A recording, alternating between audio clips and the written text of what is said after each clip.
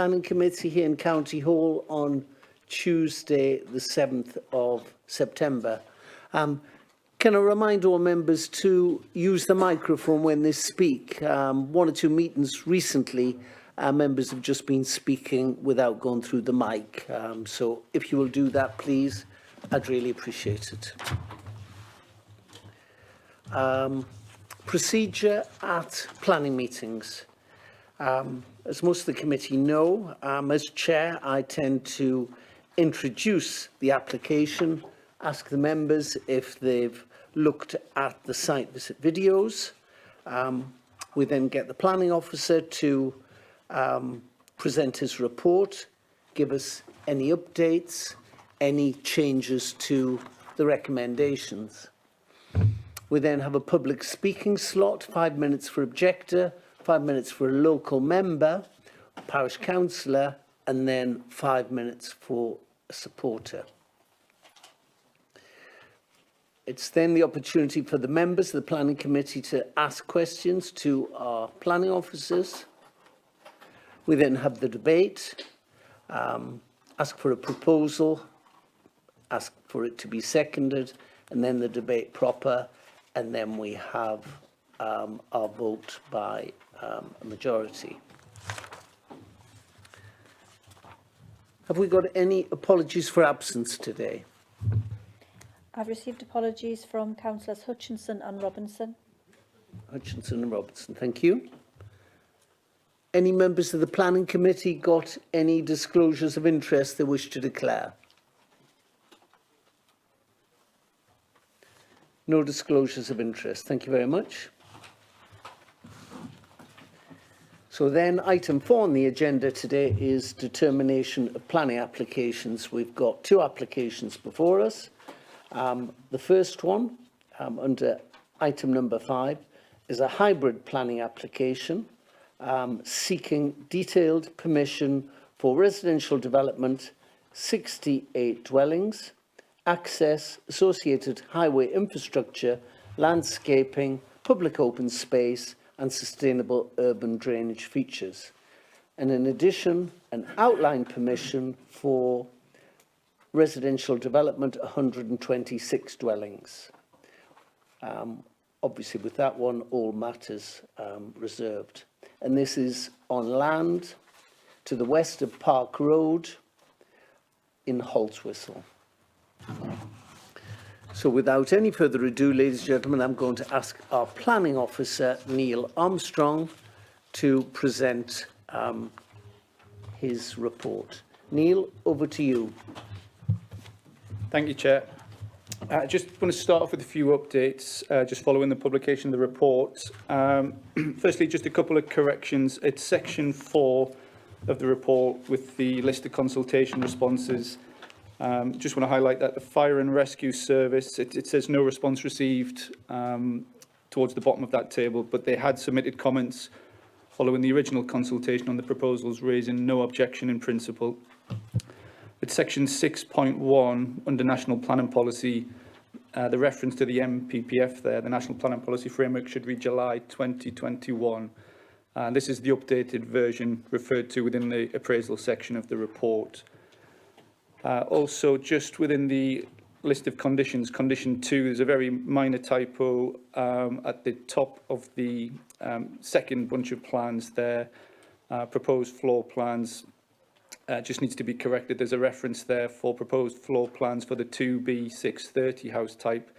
That reference at the start should read 20.08 rather than 20.02. So we would just propose to correct that typo. Just want to move on to some late representations received. So there are comments from the local ward member, Councillor Hutchinson, who's not able to attend as the local member would have sought to speak. So we have received some comments that have been circulated to members by email, and I think you have hard copy there as well. These comments haven't been uploaded to public access as part of the other application documents and comments, so I'll just propose the Chair's agreement just to read those out in full. So, unfortunately, I must tender my apologies for the above planning meeting, but would wish to speak as ward councillor. I have also prejudged the application, so would be unable to vote. As I will be absent from the meeting, please could the following be conveyed to the committee. I don't intend to bore you all with a repeat of what I would imagine all the other objectors will be saying. May I draw members' attention to the very well-written objection from the Town Council which say it all. If members haven't read it, please do so. I know this land is allocated for housing, which I can accept, and a housing development like this would go a long way to assist to rejuvenate the town. I would fully support this application if the sole access was not along Park Road but south over the railway line towards the A69. If this is not financially viable, in my opinion, financial viability is not a planning matter. I'm afraid the photos of the site's surrounding area, i.e. Park Road, do not give justice to the congestion at present and the potential of higher congestion problems at the east end of the road if this application is approved. Further pictures of the congested part of Park Road are to be provided so the committee can appreciate the existing congestion problems. Has a recent traffic survey been carried out on the road? If not, why not? I commissioned one 5th of the 7th 19 to the 12th of the 7th 19. The result being, over an 18-hour period, 6 a.m. until midnight, there were 418 vehicular passes. So I would say by now, 2 years later, that there will be a great deal more. And if approved, I cannot imagine how congested and dangerous that road will be. There is a school at the end of Park Avenue, which is a northerly offshoot from Park Road at the most congested spot. Quite a great deal of children attend the school via this route. There have been numerous near misses between vehicles and children in the vicinity. I don't want to see a collision causing injury or death. If this application were to be approved, a condition could be attached with a 106 agreement stating the developer must install or provide finance for the installation of a pelican crossing on Park Road in the vicinity of Park Avenue before development commences. This will assist in safer crossing to the 5 streets south of Park Road, whose only access into Haltwhistle is via Park Road. I also have concerns over flooding in this area, as this site is notorious for flooding, but that is in the hands of our SUDS experts. Possibly a member could ask the question. My only reason for refusal is on highways grounds, and as highways have no objections, it could be difficult to go against officer recommendation, but in this case, I sincerely hope you do. Thank you for listening. Please make the right decision for the community. Councillor Rain Hutchinson. In addition, there's also a further 6 representations and objection that have been received following the publication of the committee report. These refer to the following main areas of concern. The area is not suitable for the proposed number of houses, and the town does not require more expensive housing. Alternative sites are available for development. Adverse visual impact on the character of the area. Highway and pedestrian safety implications due to increased number of vehicles parked on Park Road, creating a hazard, along with concerns over impacts on access for fire station, police station and school and construction traffic. Flood risk, drainage and capacity of infrastructure, ground conditions, impacts on residents during construction, loss of agricultural land and publicity and notification of the application.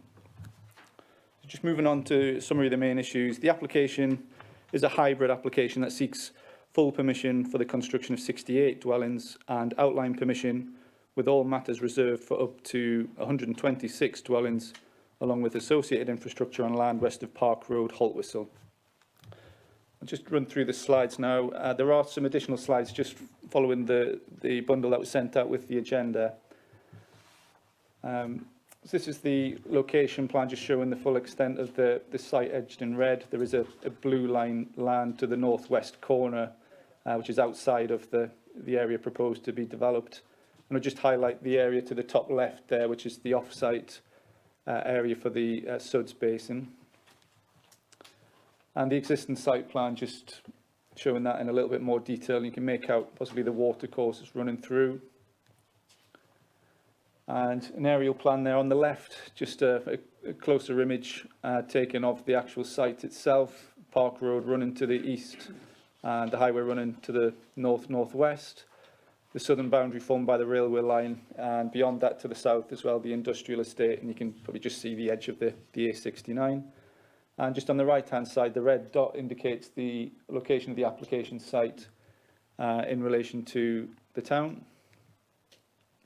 Just run through some photographs as well. So this is the western end of Park Road, and just looking towards the application site itself, beyond the dry stone wall. Again, some other views from Park Road, just looking onto the open agricultural land and give you a sense of the existing character of the area there. And this is from the eastern boundary of the application site, and just looking directly opposite to the existing dwellings on the east side of Park Road.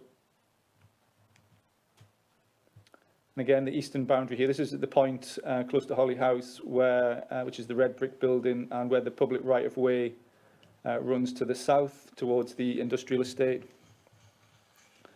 This is from the bottom of that right-of-way, the southeastern corner of the site, looking back across the area proposed for development, and just off to the west on the left-hand, off to the left on the left-hand photo is the line of the railway. And just some photos taken from the northern boundary, from the main highway, looking back towards the town and across the application site.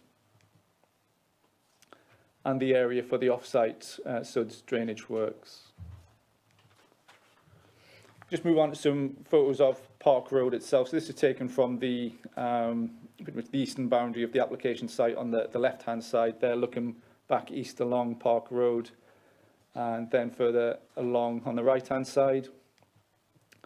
This is at the junction of Park Road itself, which is the one that forks off just to the right on the left-hand photograph there, taken around the main road, Station Road area, and heading into the town. So junction with a few different access points there.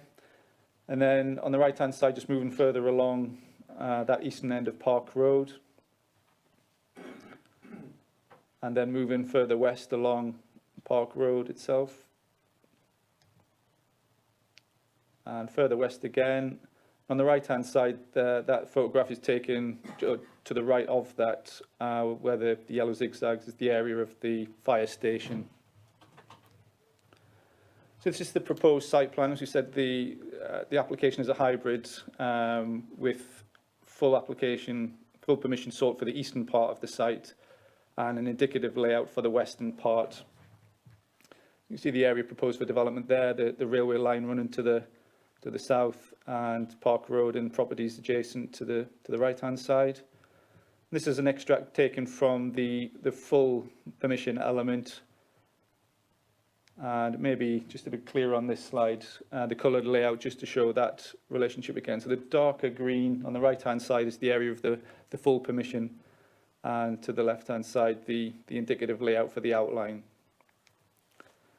And just run through some of the house types which you've already seen.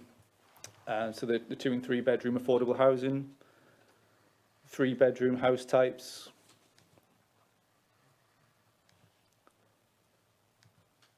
and 4 bedroom house types.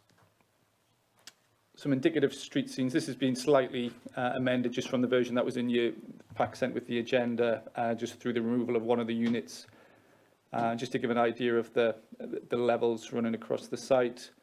And at these points here, to the left of the slide, shows the relationship of the new housing with existing properties. So at the top there, the relationship with Holly House, and then further north on the bottom section there.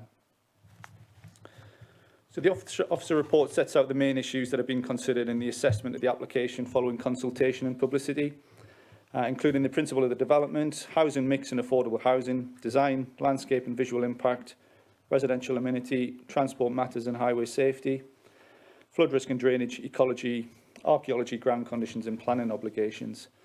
And as set out in the report, it's considered that the principle of development on the site is acceptable having regard to the development plan, MPPF and other material considerations.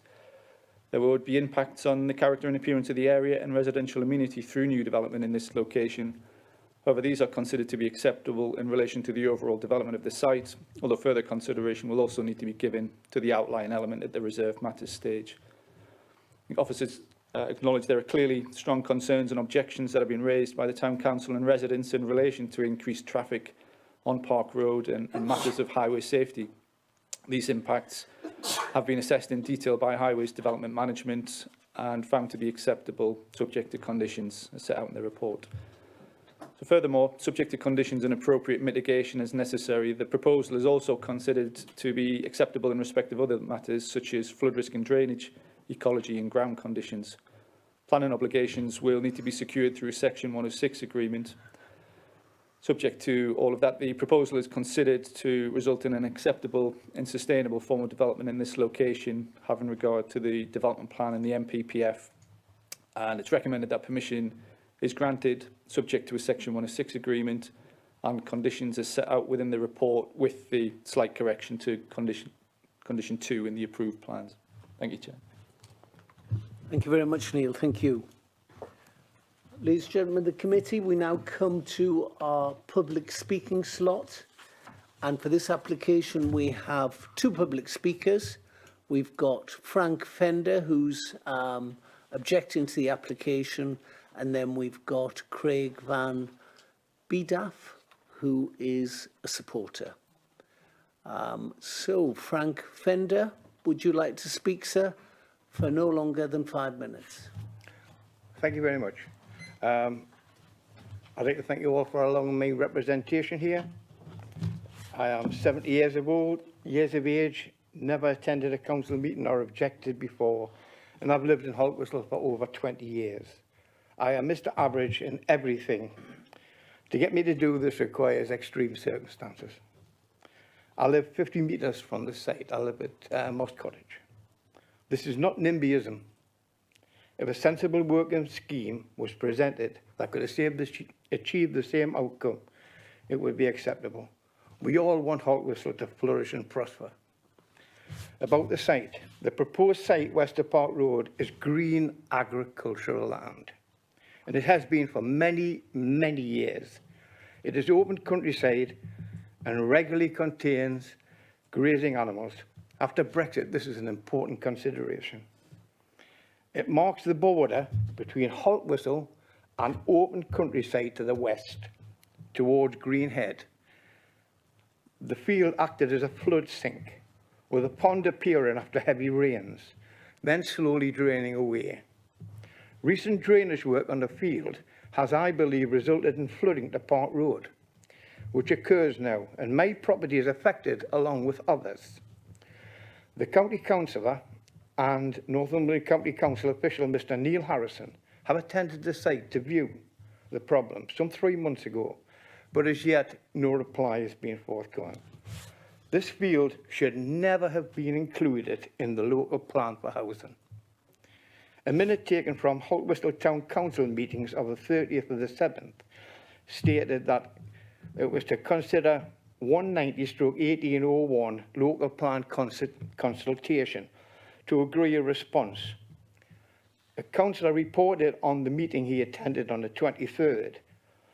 It was stated, Haltwhistle Town Council agree that the only land viable for housing would be in the west of the town, which does not appear to be in the settlement area for Haltwhistle in the plan. So taking that, it was never in the plans. It was added afterwards. It is reasonable to assume that the reason for this omission from Haltwhistle settlement area by NCC was that it was outside the boundaries for housing and unsuitable for development. Some people purchased homes here because of the country aspect. Now they could find themselves in the middle of a huge housing estate. Is there a need for the scheme? Figures from the census in 2001 state 3,811 people resided in Haltwhistle. The most recent census of 2019 showed 3,822, an increase of 11 in 18 years. Stagnation. 27.5% were over 65. Park Road has many of these residents. So no, there's absolutely no need for this massive project. This planning has tripled in size from the original application to almost 200 homes. And we're led to believe it's not going to stop there in total, with an average of 2 parking spaces. Perhaps more than 10% of the town's residentials. It is not needed at all. And of the 48 planning schemes in Northumberland local plan, this is the largest of any of the areas. This is the biggest, with zero justification. The only conclusion is that the developer intends to build them as holiday properties with its close location to Hadrian's Wall. Northumberland has an unoccupied dwelling figure of 6.4%, compared to the national average of 2.6. Resolving this would go a long way. Other allocated sites in Haltwhistle number around 40 dwellings. Table 7.1, indicative distribution of housing requirements, 2016 to 36. The average number of dwellings per annum was estimated to be 12. This application does not meet policy HOU 2.1.b as it's far too large. This application also does not meet HO 2.1.e as the scheme is too large for community facilities available where needed and commensurate with the scale of the development. Is the scheme viable? Main causes for concern are the suitable lack of access and egress for vehicles using Park Road. The route from Park Road to town is at its narrowest 3 metres wide. On Sunday, the 5th of September, 43 vehicles were parked along this road, and this is a quiet day. The fact that this is a 72 cycle route compounds the issue at the meeting. Thank you very much, sir. I've got one very important point I'd like to put in. It's a procedural issue. I'm sorry, sir, but everybody gets 5 minutes. I can't make any exceptions. It's a procedural issue. Thank you very much, sir. Thanks for your contribution. Thank you. Right. Ladies and gentlemen of the committee, we now have Mr. Craig Van Biedaf. Sir, would you like to speak for no more than 5 minutes in support of the application? Over to you. Good afternoon, Chair, ladies and gentlemen of the Planning Committee. Thank you for allowing me to speak in support of the Park Road Haltwhistle application this afternoon. As the agent, architect and designer of the scheme, I'm extremely passionate about the housing scheme you have before you today. This afternoon's Planning Committee meeting represents the conclusion of over 2.5 years of work undertaken by the development team to arrive at a scheme which can only be viewed as contextual, extremely well considered and sensitive to the site and surrounding locality. This development is a bespoke design response with a private developer taking the site forward. The development has a design commitment to ensure the scheme is of the highest quality and stands apart from the more generic and featureless developments which can be far more commercially driven. The hybrid application provides a total of 194 homes divided between a detailed first phase of 68 homes and an outline scheme of 126. The detailed element of the scheme allows for 43 number 3-bed homes, 13 number 4-bedroom homes, in addition to 12 number 2 and 3-bedroom affordable homes. Haltwhistle has a shortage of 3-bedroom housing, which discourages young couples and families to stay in the town. By building these houses, it will offer suitable accommodation for young people to stay in the town and will encourage others into Haltwhistle, bringing a welcome boost to the town's local economy. Although the site is specifically allocated within the Northumberland local plan for housing, the development team have had to carefully consider a number of key development characteristics and translate those into central drivers of design. A fundamental consideration to design is critical to ensure the visual amenity of existing residents to Haltwhistle are not adversely affected by development proposals. All dwellings located near to the eastern boundary of the site have separation distances generously in excess of required separation distances, as should be the case for this scheme. Access to the scheme is provided by a new junction from Park Road. This primary access provides vehicular access to the majority of dwellings within the site. The scheme has had detailed consultation between SAJ traffic consultants, the design team, Highways Design Management, Northumberland County Council and Highways England, which took into account the whole of Park Road, all junctions on it, the entire local road network and access onto the A69. Having had the benefit of over 2.5 years to carefully review, model and consider highways matters, Highway Design Management and Highways England do not object, and approval has been recommended subject to conditions. It's worth noting that the detailed element of the scheme for 68 houses is serviced by 80 new designated visitor bays within the development, in addition to 154 designating parking spaces as recommended by Highways Design Management. Another central design and of ecological importance is a retention of the existing watercourse which meanders through the development site. Working in close conjunction with the county ecologist, the scheme not only protects but also enhances the watercourse and biodiversity design through a defined and considered landscape approach and set-off, as well as design measures to encourage the watercourse to flow through the site. In line with the retention of such important watercourses, the scheme incorporates a complex but considered approach to surface water management with a number of suds basins provided at key locations across the site. The scheme has achieved full approval in every respect from both the county ecologist as well as the lead local flood authority. Aside from the technical characteristics, which I firmly believe have been translated to design opportunities, the individual design of dwelling types attempts to provide a traditional design response which has Northumberland materiality and design proportions at its heart. Aside from the design approach and formation of the scheme, it's critical to state what the Park Road scheme will provide through financial 106 contributions and other off-site benefits. There are improvements to 2 bus stops on Tyneview Road, improvements to the existing public footpath, and a new pedestrian access to the bus stops, making safety improvements from the current location and position. There's a £198,000 financial contribution to local schools, on-site play provision with the outline element. In addition to that, there's a play space contribution of £83,922. And affordable housing is provided at 17% split across both detailed and outline elements of the scheme. In summary, after working with Northumberland County Council's Planning Authority for over 2.5 years, careful consideration of every single characteristic in planning policy is reflective of the detailed proposal, and I would respectfully ask that the scheme before you today be approved. Thank you for your time and that of the Planning Committee. Thank you very much, sir. Thank you. Right, ladies and gentlemen of the committee, we now have the slot where we can ask questions of the planning officers. Anybody got questions? Councillor Flux. Yeah, it's Councillor Hutchinson mentioned the potential that he would like a pelican crossing as part of a condition. Is that something that can be delivered, or is that impossible? Who's going to speak to that? Chair, we actually have the Highways Development Manager with us today who's got oversight of the scheme. Chris is the best person to be able to respond to that. Over to you, sir.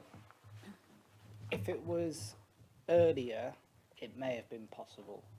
The rules have changed about crossings lately. They're much more, if it's beneficial to have them, than a pure safety need. Historically, we've always favoured safety as the reason not to promote crossing. Sorry. Yeah. No, it's fine. I'll move it closer. There you go. We've always used safety as the mechanism to introduce controlled crossings because they obviously have a long-term detriment on us in terms of maintaining authority. We only try to install them where it's absolutely beneficial in safety terms and not a long-term detriment. It's become more relaxed lately. Like I say, it probably could have been looked at if we were not here today and this was earlier in the process, having a look at that, but I didn't have that request in front of me basically until now. Okay, that's fine. Thank you. Gordon Stewart, sir.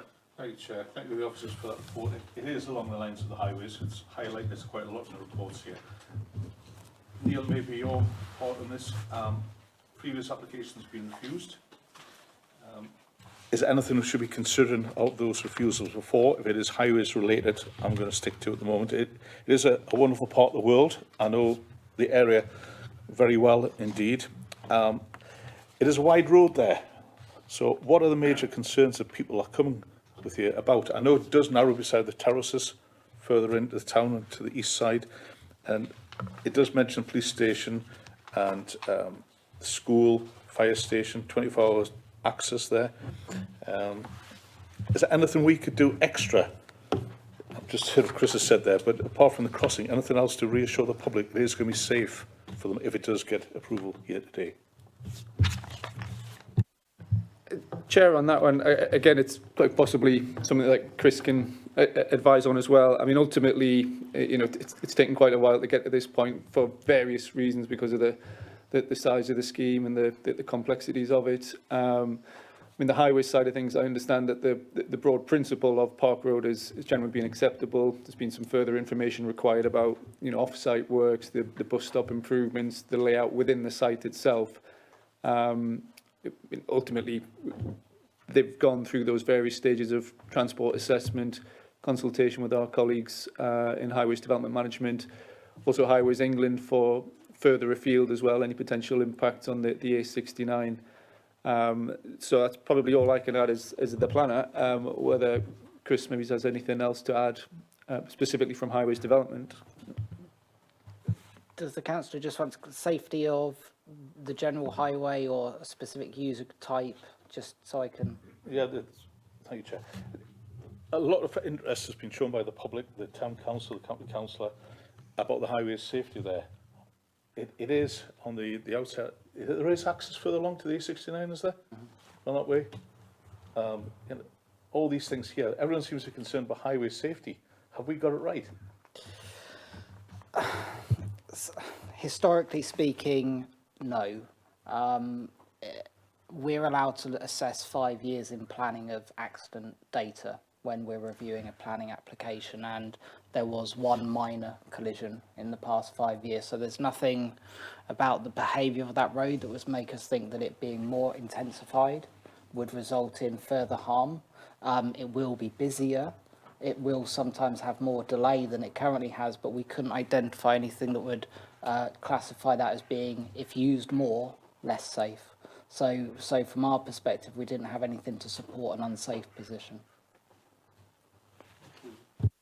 Can I just chip in there as chair? You know, one of the concerns that the objector was raising was the fact that there is a lot of parking along Park Road, both sides of the road, and sometimes it's difficult to traverse up and down. And, you know, I slightly share the parish council and the local objectors' concern that, you know, yes, we're going to have a lot more traffic on Park Road in future. And if people still continue to park along there, sometimes both sides of the road, it does narrow the road significantly.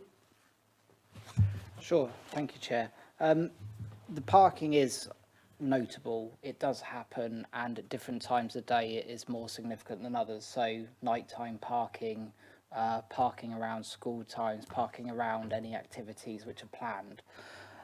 However, a development of this scale at most is going to add about 115 movements during the peak hour.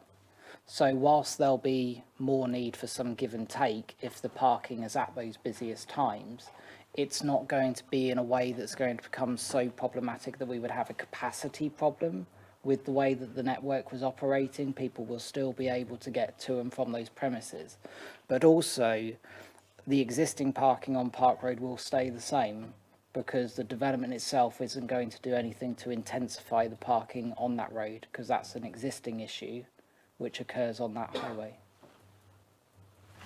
Thank you very much. And just to confirm, you know, there is ample parking within the site. We're not going to get an overspill of cars parking on Park Road again, are we? No. No, as the agent correctly asserted, the amount of parking is in accordance with standards. They then have garage parking, which was in addition, not as part of the standard, so it's on top. It's not a concern that the garage parking would be included and therefore difficult. And they also have a very good amount of visitor parking within that layout as well. So there's, I would say, virtually no likelihood of that development ever resulting in any additional parking outspilling onto the existing Park Road. Thank you. Thank you. Question from Georgina Hill. Thank you. If I could have two questions, please, Chair. Thank you. Taking the first one, and as ever, these are framed in regard to what is weighing up in my mind about this application. So the first question, the speaker in favour of the applicant mentioned a real shortage of 3-bedroom houses in the area, which this would address. Is there anything more evidence on that, about the shortage and how much this would plug the shortage, and therefore would lead to me to make more of a case that there's a benefit from that? So if I give that one first, if anyone Yes. responds. You know, at our briefing this morning, it was mentioned that similar developments, slightly smaller, have been taking place in Hayden Bridge, and there's been a very good demand for the houses, both low cost and Yeah, market housing. Yeah, discount at market value. Yeah. Well, I mean, I'm sure the houses will sell very well. But my point is just, if you were to say, to just more evidence, there's a big shortage and this is going to make a big difference. Just in my thinking, it would add more to the benefit of the scheme. Well, the Which housing might officer, outweigh other things. I don't know if there's any Yeah. more than just a statement. the housing officer this morning was saying that, you know, this development is sort of skewed towards sort of young families, keeping them in the area, keeping Holt Whistle alive and a thriving town. But there isn't any Anything else, Neil? more data on that. Yeah, Chair, just on that, I think we just touch on that, paragraph 7.27 in the report, where we look at the SHMAR, the Strategic Housing Market Assessment. So that indicates, so just can read it as it is there. So that indicates that there is a need over the plan period, so that's the emergent plan, to deliver in this corridor sub-market area where the site is located an overall mix of 35.5% 1, 2-bed properties, 42.4% 3-bed, and 22.1% 4-bed, and then go on to look at the types of housing there. And later on in the report, we talk about possibly looking at needing to rebalance the mix across the full extent of the site as part of the outline element as well, where, you know, one-bedroom properties, 2-bedroom properties, bungalows as well. But that evidence there of the 42.4% 3-bed is from the SHMAR. Thank you. Your other question, Georgina? Thank you. Yeah, it's just to ask for some extra sort of commentary, really. I mean, one of the objections is around developing of a greenfield site in the open countryside. This isn't an area, part of the country I know very well. Looking at the photos, it looks like, you know, the opening credits of Country File. I mean, it does look very open, it does look very green, and obviously we, that's a planning policy, but obviously we try to protect open spaces and green spaces, obviously. So is there any more, can you sort of walk me through the justification for building on such an open green space? Yeah, Chair, just on that point as well.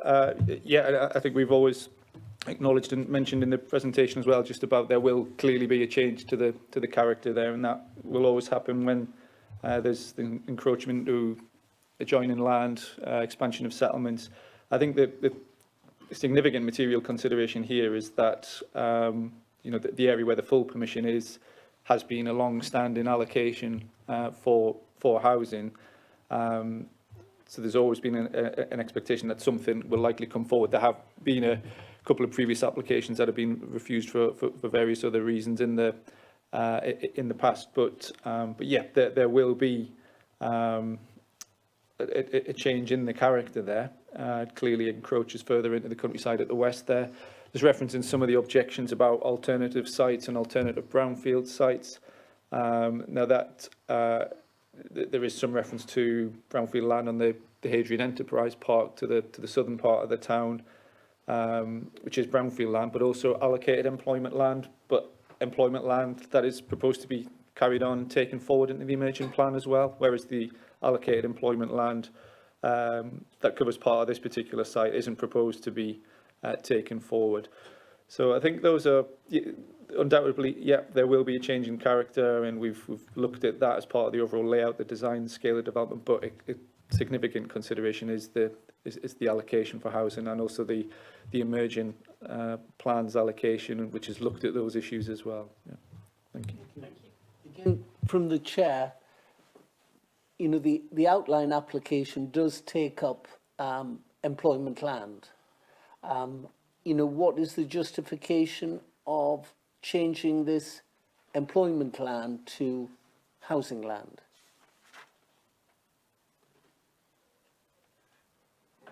Chair, just on that point again, just in the principal section of the report where we've just tried to break it up into the different areas. So arguably less of an issue with the eastern part of the site where there's the existing housing allocation, but there is some conflict there with the western part. So we refer there at the paragraph 7.14 of the report to the MPPF, which talks about the need to, you know, be flexible and appreciate that there are changes over time. If there's no reasonable prospect of land coming forward for employment purposes, And that's evidenced as well as part of the evidence base for the emerging plan as well, that employment land allocation is not being taken forward. So based on that, and also what the paragraph 122 of the MPPF talks about, we feel that there's that's justification in this case.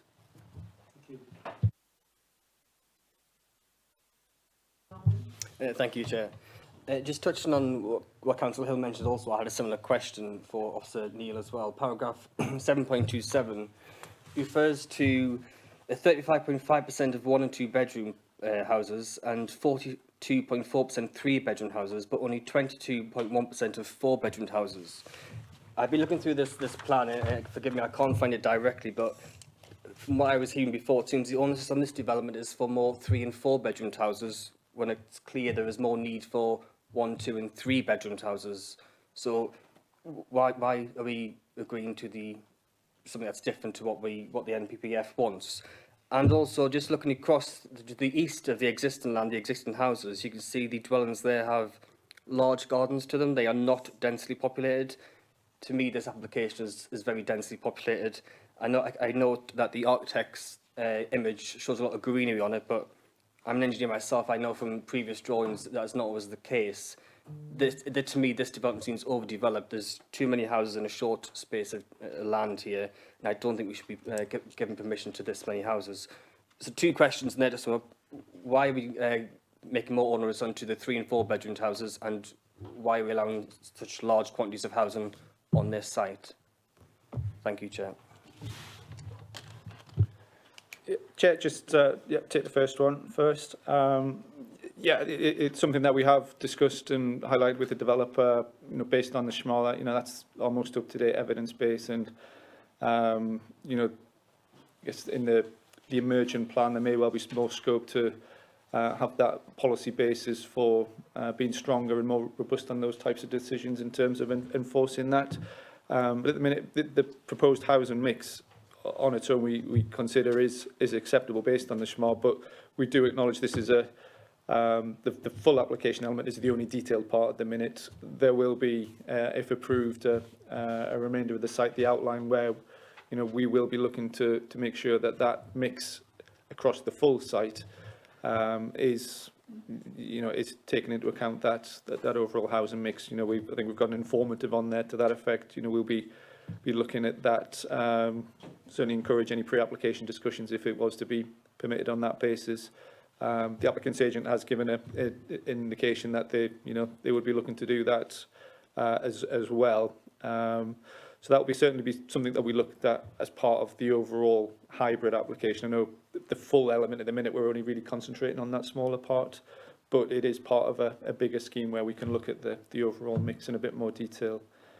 I mean, in terms of the density side of things, I mean, again, there's clearly a change in character. And, when we talk about the design and landscape and visual impact section there, I think there's reference within there to the densities. So there's reference to 30 dwellings per hectare in the current Tyndale core strategy. This is actually below that across the overall site, and around about the 25 dwellings per hectare.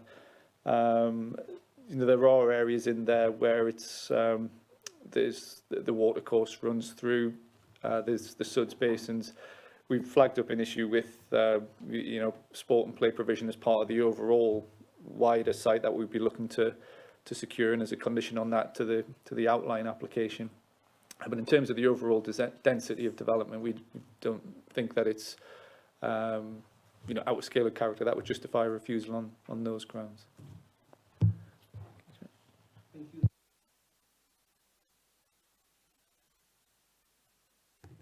Yes, thank you, Chair. I'd like to go back to the highways issue, if I may.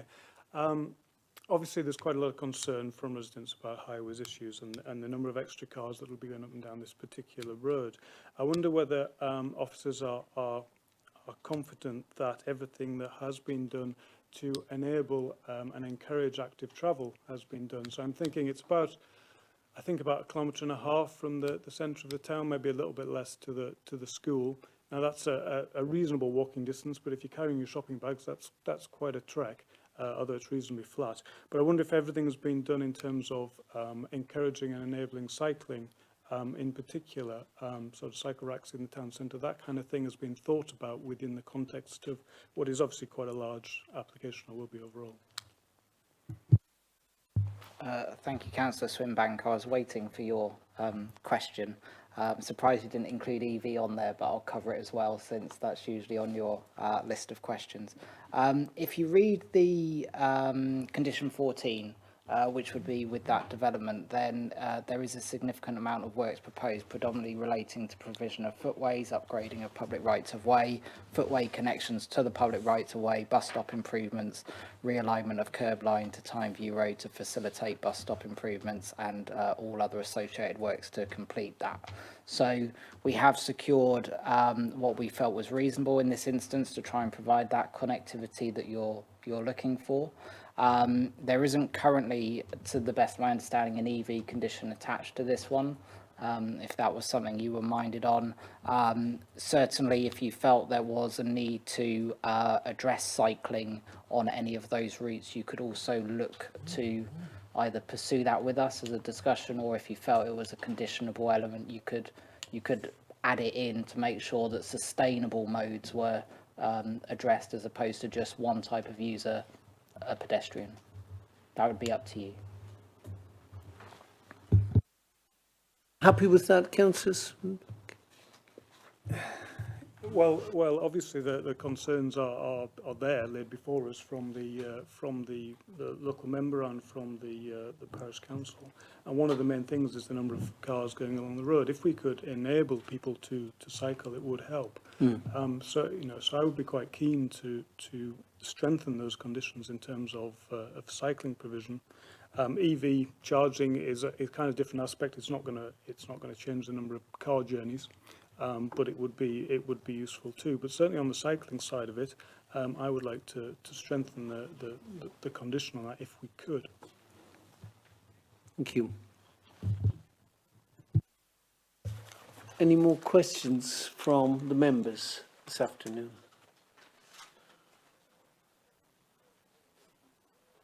No? Could I ask for a proposal, please? Barry Flux? Chair, I would propose approval of the scheme with conditions in terms of cycling and EV points to be included, delegated to yourself, or however that's most appropriate with the lawyer here. Melanie? Can I just clarify? So that's approval in accordance with the officer's recommendation with the conditions in the report as updated. We'll come on to this in a minute. You'd also like a condition in respect of cycling and electric vehicle charging points. Yes. And the Section 106 agreement. Yes, that sounds correct to me.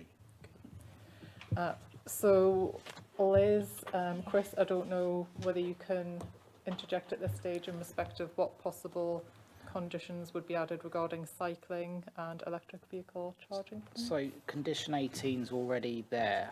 No dwelling with full planning permission shall be occupied until cycle parking shown on the approved plans has been implemented. Thereafter, the cycle parking shall be retained in accordance with. I think that gives us enough flexibility to secure the right amount of cycle parking. We do also have the travel plan condition, which will come in after 12 months of occupation. So that will also allow us to support any lack of modal share that they demonstrate and pursue them for other initiatives at a later date. So if that being okay, looking behind me, would a condition just on electric vehicle points be possible? Liz? Yeah, sorry, Chris, I thought you were going to come in on that as well. So, yeah, we can add a suitably worded condition, Councillor Flux, to provide for electric vehicle points. We'll work up a scheme with the applicant. Is that on every unit, or is there going to be a percentage of electric vehicle charging points? I think something that'd be realistic in terms of what was suitable and what was deliverable.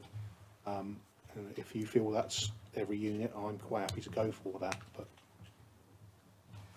I think we Just- probably need to be more specific on that. So we'd either need to make it clear that it's a condition to be worked up for it to be a point on every unit, or a percentage of the full scheme, or do you want it to include the outline as well? I would, would the outline not come back for a future application?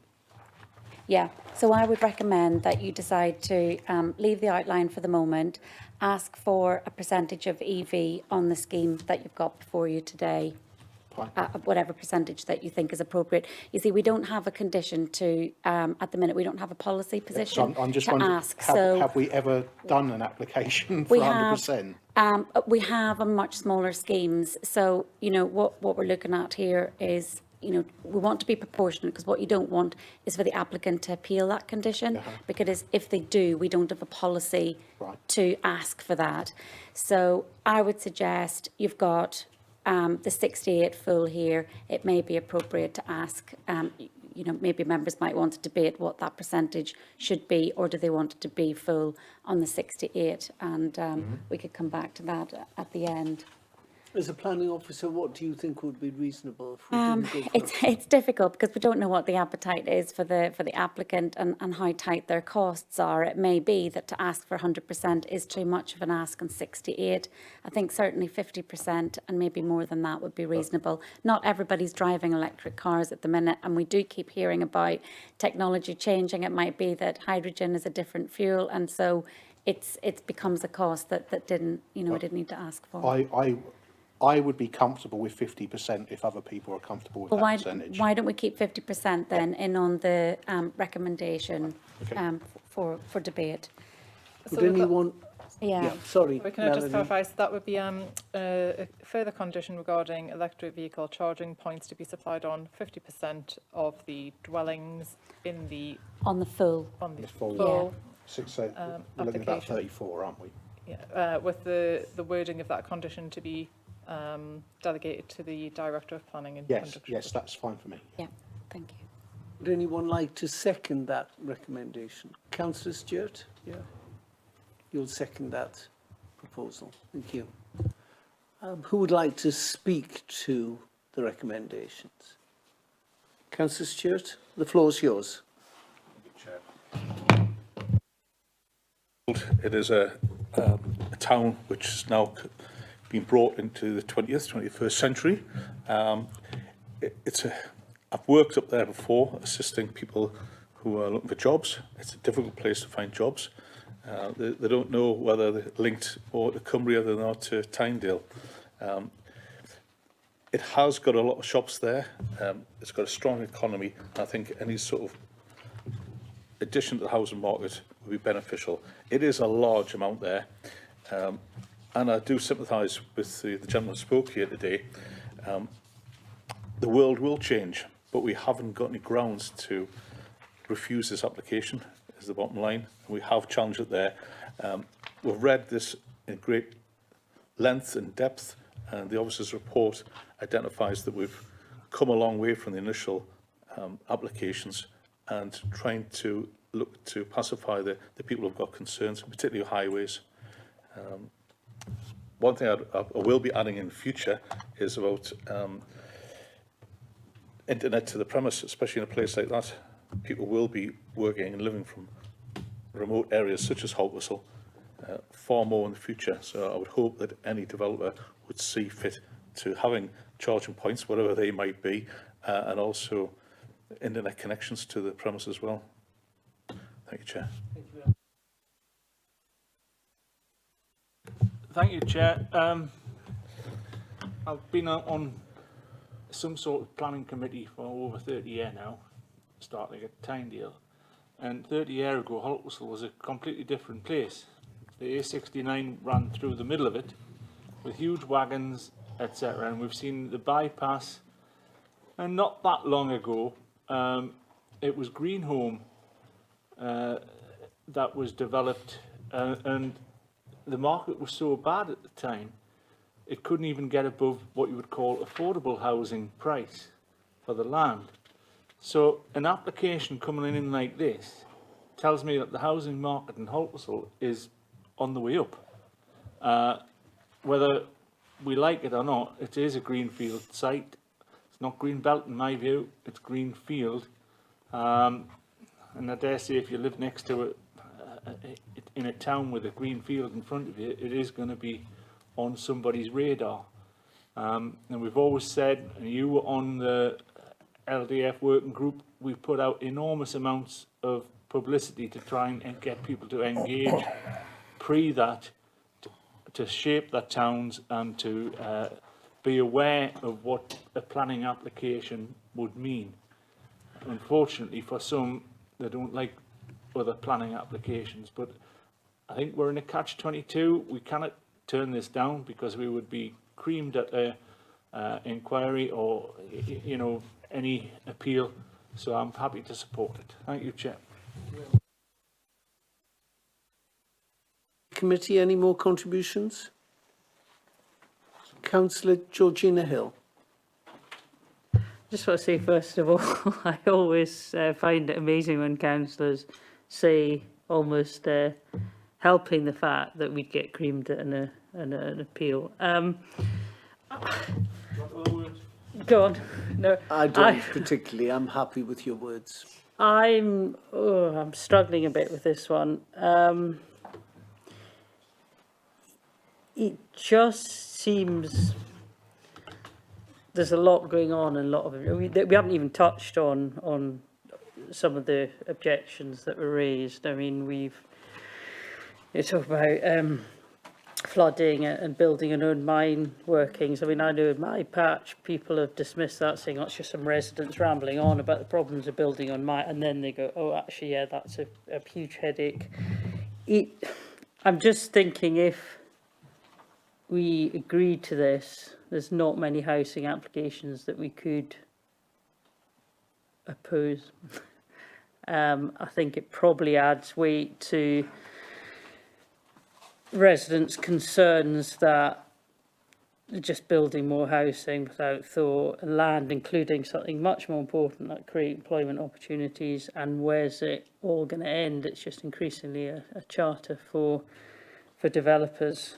And I think the gentleman who spoke very well and raised some really good points. It isn't a tall case just so I don't want that in my backyard. I think there's some very relevant objections.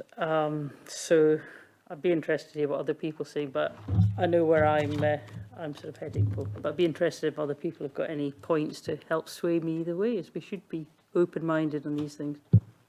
Thank you, Georgina. Chair, would it help if I made a few points before we go on to other members? And I think it's just to maybe reassure you, Councillor Hill, you know, what we're talking about here is 100% housing allocated site in the emerging Northumberland neighbourhood plan. So what we're saying is we've got the statistics and the evidence, particularly in the Holt Whistle area, to say that there is a need for housing and this is the site to deliver it. I realise that plan isn't in place at the minute, so we're not asking you to attach all the weight to that, but it certainly gives a strong direction of travel. So if you were minded to refuse it today, you know, what you've got is ahead of you. We're hoping that our plan will be made, and that will be 100% affordable, 100% housing site, where we will be able to get delivery of affordable housing in this area as well. If we just take a step back to the current plan policies that we've got today, the full is an allocated site at the moment in the Tynedale plans. We know that we've talked about the other area of land there, which is an allocated employment land site, but that there is surplus employment land in Holt Whistle, and the MPPF encourages us to look at other uses. And this is, given the low delivery of housing in the Holt Whistle area, a good site. So what I'm telling you all round is look at your plan. What is it telling you? Where is your direction of travel? And why would it be that it's not acceptable for that? I realise then there's all the other material considerations like the highways concerns, but what we think is through the use of condition and the responses that we've got, we've been able to mitigate a lot of those concerns off.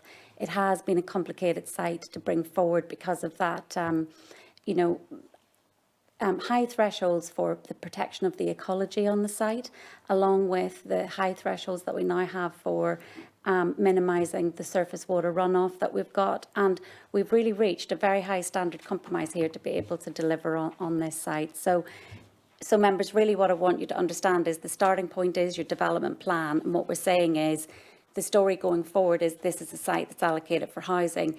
It's taken, and as the applicant has said, we've had this scheme in for a long time, and that's because it's taken all this length of time to overcome all the other technical issues for us as planners to be able to tell you that we think this is now a good scheme coming forward for housing in Haltwhistle. So I hope that helps, Chair, shed a little bit more light on why and how you should be making your decision today. Thank you very much. Yes, thank you. Any more contributions? Councillor Darwin.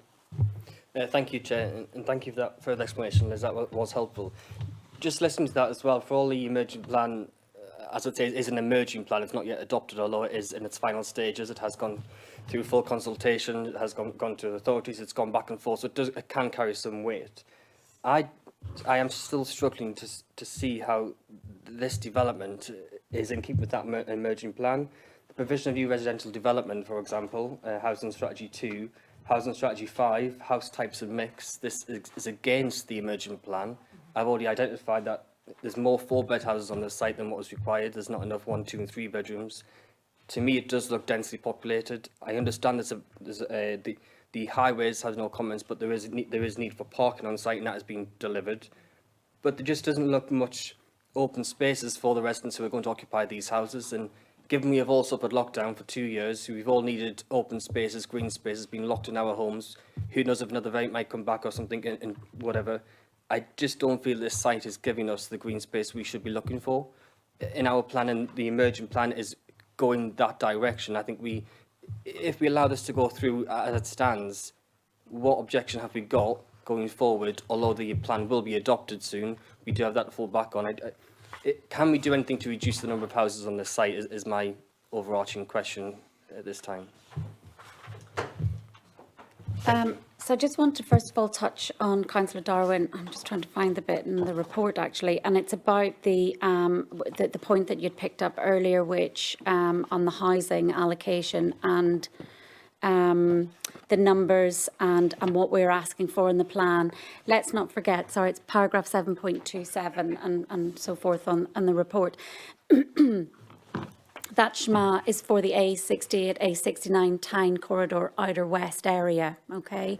So, you know, just because it's not on all fours with those percentages and numbers, it's certainly a big step in the right direction. First and foremost, the actual delivery of housing, because what you'll see in the commentary in the paragraphs below, there's always been a struggle to deliver housing sites in this area. So that's the first point. And secondly, just looking at those percentages that are there, that is for that whole area. We, as the chairs indicated, did have our housing enabling officer at our pre-meeting this morning. He wasn't able to make this afternoon.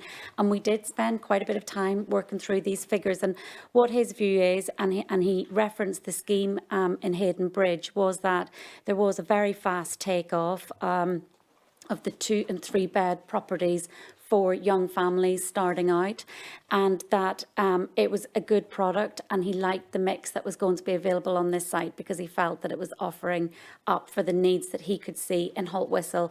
It's, you know, it's one of these things, we've got that statistics, we've got to try and get as close as we can to it, and also work with a developer that's going to deliver housing. And we think we've got the mix right for this full part of the scheme. But what we are saying to the applicant is when we get to the reserved matters for the next part, we're going to be doing more detailed discussion. There's a bigger delivery of housing there.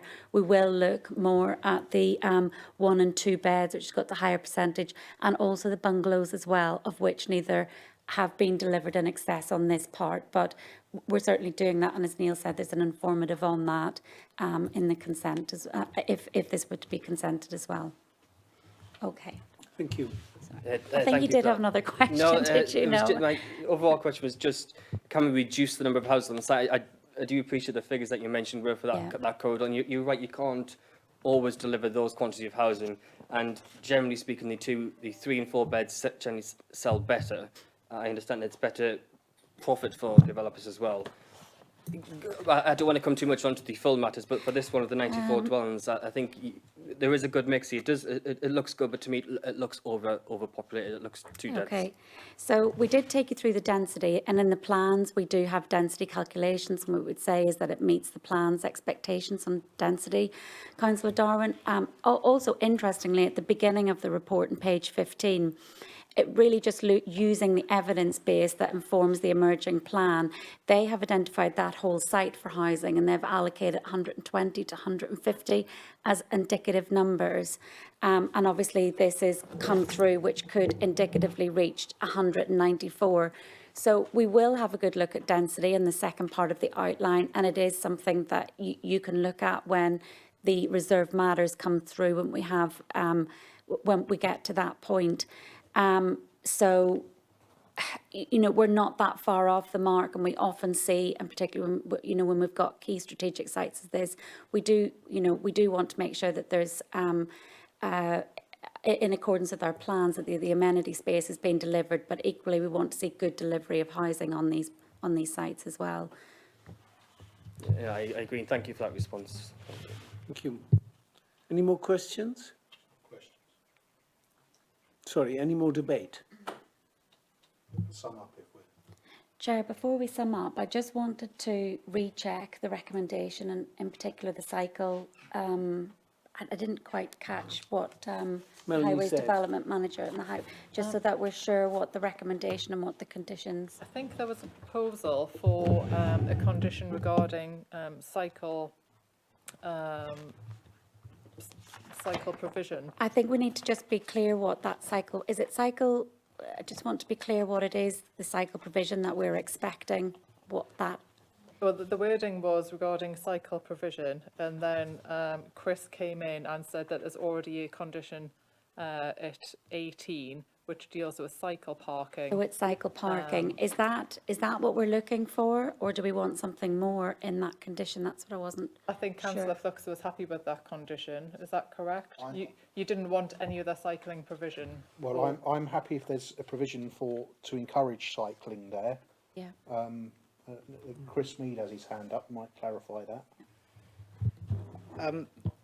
This is kind of like a general announcement more than anything else. Obviously, my team's responsibility when we're taking on agreements with developers is to make the internal layouts to an adoptable standard. Over the past couple of years, it's been emphatic. Adoptable standard is for cycling and walking. The car is not privileged in these environments. It is the pedestrian and sustainable modes of travel. So we will be looking to secure adoptable layouts with developers that accord to those criteria. So it would be passively ingrained really into the internal layouts of these emerging developments that we would be expecting sustainability to be at the forefront in terms of a modal choice for travel.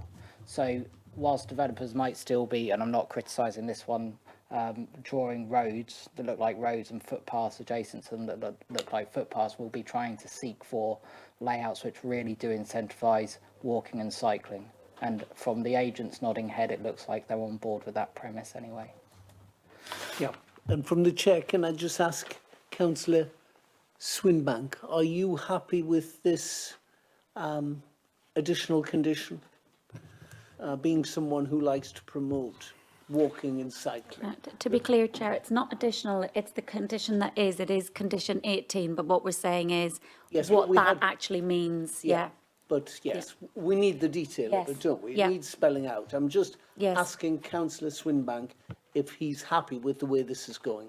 The point I was making earlier was obviously you've got cycle parking provision with the houses. You've got a good layout on the site for cycling and walking. It's what happens when you go into the wider network. It's if you want to make that trip into the town centre to do your shopping and cycle back. Is there anything more we can strengthen within the condition really to make sure that is looked at and perhaps something is delivered? I know that's not particularly easy because if you're talking about a segregated cycle lane or whatever, we probably haven't got the space to do it. But I was just looking to see whether there was something more to encourage and enable cycling into the centre of Holt Whistle to the station, etc. That's probably outside this application, but any comments? Yeah, just a Christy? comment. I think I was clear at the start when I spoke on this one that if we were having these conversations with the agent today, it was an application which had come in today, we'd be promoting the walking and cycling in accordance with policies which have been promoted in the past couple of years, but this is an application that's been in for a while, so therefore discussions have gone a certain way.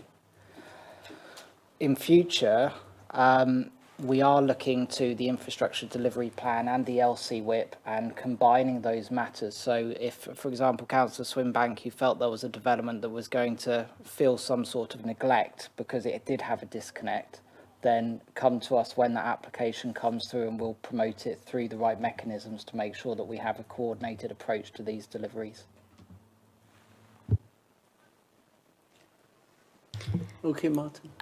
Just a further thought, I'm not sure whether this would work, and I'm looking down the table to Chris, whether there is something where we could add on signage to encourage walking and cycling through that different,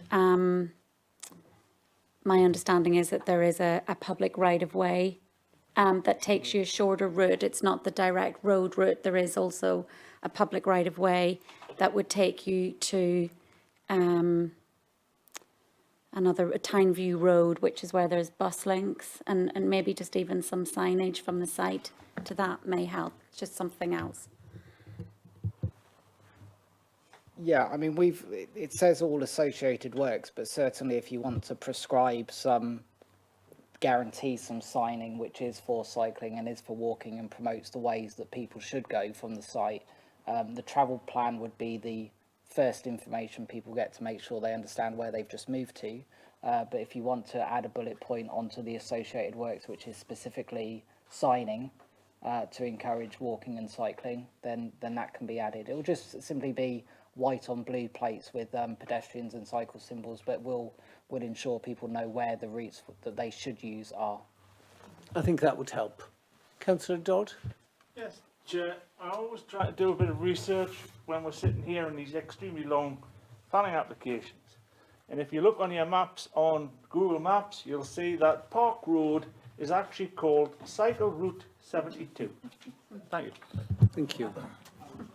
Just to jump in, Chair, sorry. It transpires we had, for those who don't know, Sustrans went out about 2 years ago and declassified about 70% of their network because they said it was no longer good enough by latest standards and policies. That route is also the route which comes from Hexham all the way through, and we were working with them on some potential applications coming through, and they said they've declassified that route. So we're not happy about it. They did it without talking, but certainly it does have a historical relationship with cycling, so that is something that would have been considered at the time. I think the signage will help. I do. Councillor Flux, over to you. Okay, thank you. There's been a lot of things said, so I'd just like to put my summing up. One comment was, if we approve this, well, surely everything would get approved. Well, sir, I can't accept that. No. I'm sorry, this is something that is in the emerging. Well, it was pretty much that. It's in the emerging. It's in the emerging plan. It's not a green belt site, although I appreciate it is green in colour. I have every sympathy that something's, that any green space is getting lost. But to say that comment, I just thought I didn't agree with it, to be perfectly honest. The comments about density, it looks pretty standard compared to other schemes that come before this committee. I don't think you're not looking at other schemes, looking what's in front of us. I have every sympathy for the resident. That's why I asked the question about pedestrian crossings, because I'm looking to see what we can get out of this. And that's why, I would like us to approve this today, because we're getting a deal out of electric charging points. I wouldn't want to see that lost, which I guess would be lost if we lost an appeal here. So in that respect, that's why I think that we should be looking to approve this application committee. Thank you. Chair, just before we go to a vote, can I just clarify? So this condition in respect of promoting walking and cycling.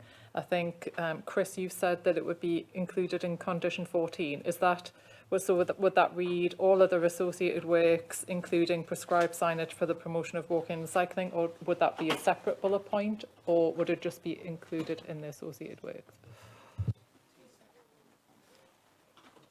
It's condition 14. Just put signing works for pedestrians and cycling as an additional bullet point after realignment of curb and before all other associated works. All right, so signage, so condition 14 would be amended to include a further bullet point which says signage for the promotion of walking and cycling. Is that okay? That's acceptable for me. That's still seconded. That. And the rollout of the electric charging points. Would you like me to read it out again? Yes, come on, we'll have it one last time.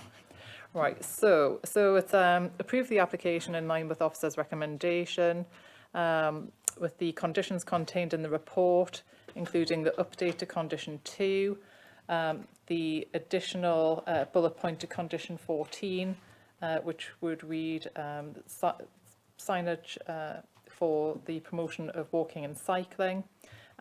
Further additional condition regarding electric vehicle charging points to be installed on 50% of the dwellings on the full application, with the wording of that condition to be delegated to the Director of Planning in conjunction with the Chair, and the Section 106 agreement obligations to be secured, again, as per the officer's recommendation. Thank you.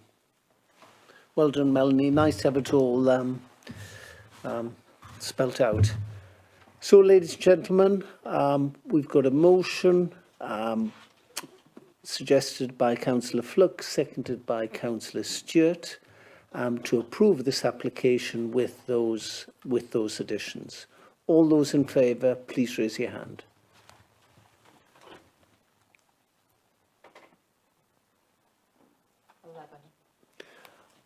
Any against? 1, 2. No abstentions. Thank you, ladies and gentlemen of the committee. That application is approved with those additions. Thank you very much.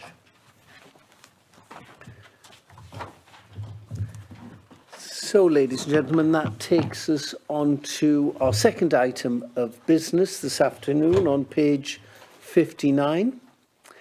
And this is part of the new Northumberland line. Construction of a new railway, single platform railway station, including pedestrian lift, new highway access, modifications to existing highways, including pedestrian footways, provision for the parking of cars, electric vehicles, motorcycles, cycles and taxis, and other associated works, including new crossings for pedestrians and cyclists.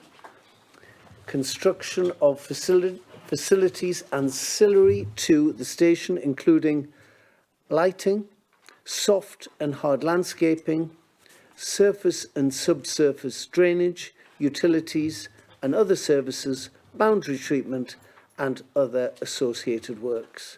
And this is at site address, Station Yard, Car Park North, Wansbeck Square, Station Road in Ashington. Our planning consultant this afternoon is Gordon Halliday, and he will take us through this application. Gordon, over to you. Okay, thank you, Chairman. Just to update the committee, there is an extra letter of objection from Mr Billinghurst tabled. He'd already submitted one, and he's now submitted a second one in a bit more detail, basically setting out his opposition to the size of the car parking proposed. I'll sort of deal with that later on. What you'll note in the committee report is that it says that there's no response received from Ashington Parish Council, Ashington Town Council. The clerk of the council actually phoned me about 11 days ago to verbally tell me that that the parish council had no objections and fully supported the opening of the Northumberland line and the development of a station at Ashington. He did say, I did say to him, could you put that in writing? But I haven't had it in writing. But anyway, there sort of was a verbal. I had quite a long discussion with him, and he said that the parish council was in support of the proposals. A point of detail. Paragraph 738 of the report. In my proofreading, unfortunately, I've omitted to delete a sentence, and the first sentence of that paragraph should be deleted because it's factually inaccurate. It says, currently most freight services on the railway line do not travel through Ashington as they comprise freight traffic to and from Linemouth Power Station and Battleship Wharf. That sort of isn't factually inaccurate, and it didn't form the sort of basis of my assessment of the proposals. It's just an error on my part that I haven't proofread it properly. And there is one suggested slight amendment to condition number 6. Condition 6 relates to the off-site compensatory tree planting and tree management at People's Park and Ashington Woods. The final sentence says the approved environmental improvements shall be commenced no later than the first planting season after the proposed development is brought into use. Just for completeness, we think it would be advisable adding after no later than the first planting season, adding and completed not later than the third planting season. Thank you. So that sort of gives a little bit extra impetus for these environmental improvements to be carried out within a timely manner. That's the extent of the sort of updates. Just to run through the slides. First slide, basically, just to give you. I mean, there's been one application you've considered before, which was the application 2 or 3 months ago for the bridge at Chase Meadows. So there's a number of applications for the reopening of the Northumberland line scheme. 6 new stations are proposed, of which 5 are in Northumberland, including this one in Ashington. So you've got this one before you today in Ashington, and you will be receiving reports on the other 4, 3 of which have been submitted so far. That's Bebbside, Bedlington Station and Seaton Delaval, and there is still one to submit at Newsham. So you'll be getting these reports brought before you in the coming months. Sort of key aspects of the scheme are that, importantly, there is a line there already, line currently used for sort of limited freight traffic. So it's a sort of intensification of use rather than a new use. Proposed half-hour frequency, which is a significantly increased use compared to the existing freight use. And it was a very, very long-winded title of the application, but in essence, what you're looking at is a new station, associated infrastructure, including a 270 space park. There's a lot of extra stuff mentioned in that title, but in essence, that's what you're talking about. Just to note there, on the Northumberland line, there is a whole variety of rail infrastructure works that is going to be dealt with under the Transport and Works Act. So, I mean, these will almost all be dealt with under Network Rail's permitted development powers. You know, things like where there is a single line making it into 2 lines. And a lot of the, the actual track laying, etc., will be done by Network Rail under permitted development. This Transport and Work Act order has been submitted, and it's going to public inquiry in November. Just a visual of the scheme. You sort of had this before you last time. You know, the sort of line will start in Newcastle. 6 new stations, Northumberland Park in North Tyneside, and that's close to determination, likely to be done under North Tyneside's delegated powers. So it's likely to be determined by officers within the next couple of weeks. And then you've got the 5 stations in Northumberland. Location of this site, right in the middle of Ashington, right next to where the previous station was that was closed many moons ago under the beaching proposals. The sort of car park there, the sort of railway line running through the middle of that slide, the sort of car park next to it in the purple hatching, part of that, as I would imagine you're all aware, is the existing car park, the sort of main car park for Ashington Town Centre. So it's a sort of the proposals are for a reconfiguration, increased number of parking spaces, obviously because the new station requires increased parking. Next to that is the green land there is Ashington Cricket Club. To the north is of the hatching is the Wilco store, Wansbeck Square, and the centre of Ashington. Not very good visuals of the proposed station. I apologise. I did try and get some from the applicants. I don't know what you sort of make of this, but you know, this is the actual station, which will be constructed on the western side of the track. A little bit better visual of sort of what it will look like. Councillor Thorne made the remark at briefing this morning that you know, I mean, it looks a bit, you know, not really like the sort of station you perhaps imagine in Central Station or Calcutta in India or any of these sort of places, but I mean, not that dissimilar to what happens in a lot of the metro stations on the Tyne and Wear once you get outside of the metropolitan areas. You know, so you know, a pretty inobtrusive. You know, that has its own visual advantages, obviously. Just another little visual of the sort of station, you know, where people will sort of collect their tickets, etc. Final visual of what the station will look like from the car park, with some sort of landscaping along the side, and then entrance into the station from the neighbouring car park.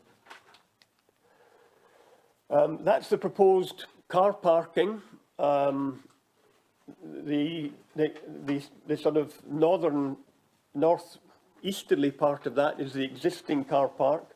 The sort of area to the south is the land that it's proposed to acquire from the Malhotra group to sort of provide the required parking spaces, and the sort of bit to the west of that area is currently the public community open space along Kenilworth Road, directly opposite the Ashington Cricket Ground. That's the existing site, and that's the old platform. So the the sort of old platform that sort of existed, is still there. The sort of new platform will sort of be on this side of the track. These are the commercial properties on John Street on the eastern side of the track.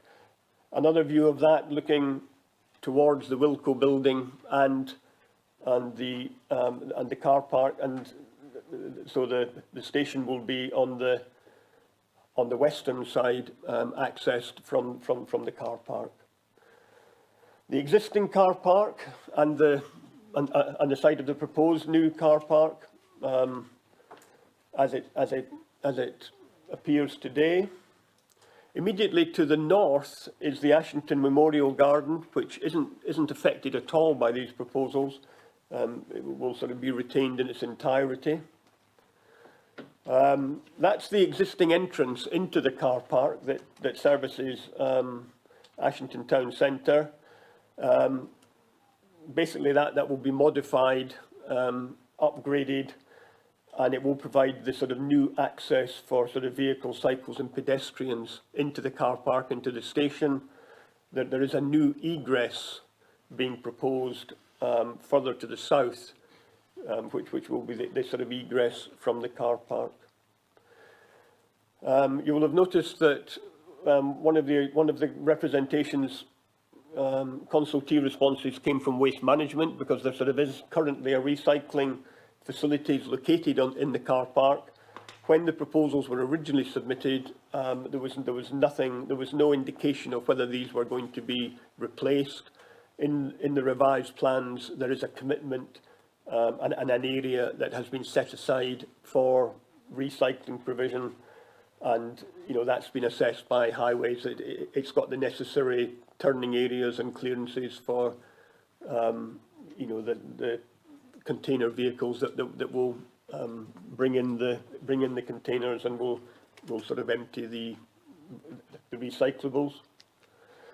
That's the Malhotra land as it currently looks at the southern end of the application site. As the report points out, it's sort of lain vacant for many years, was formerly a care home. Now, I mean, there is no official public access into it, but there are breaks in the fencing, and people can wander into the site. Currently, it's had a summer. I mean, the actual vegetation cover now is actually taller than that, because it's had a summer of sort of vegetation growth. That's the existing public amenity open space between the existing car park and Kenilworth Road that would be developed as part of the car parking. That would be lost.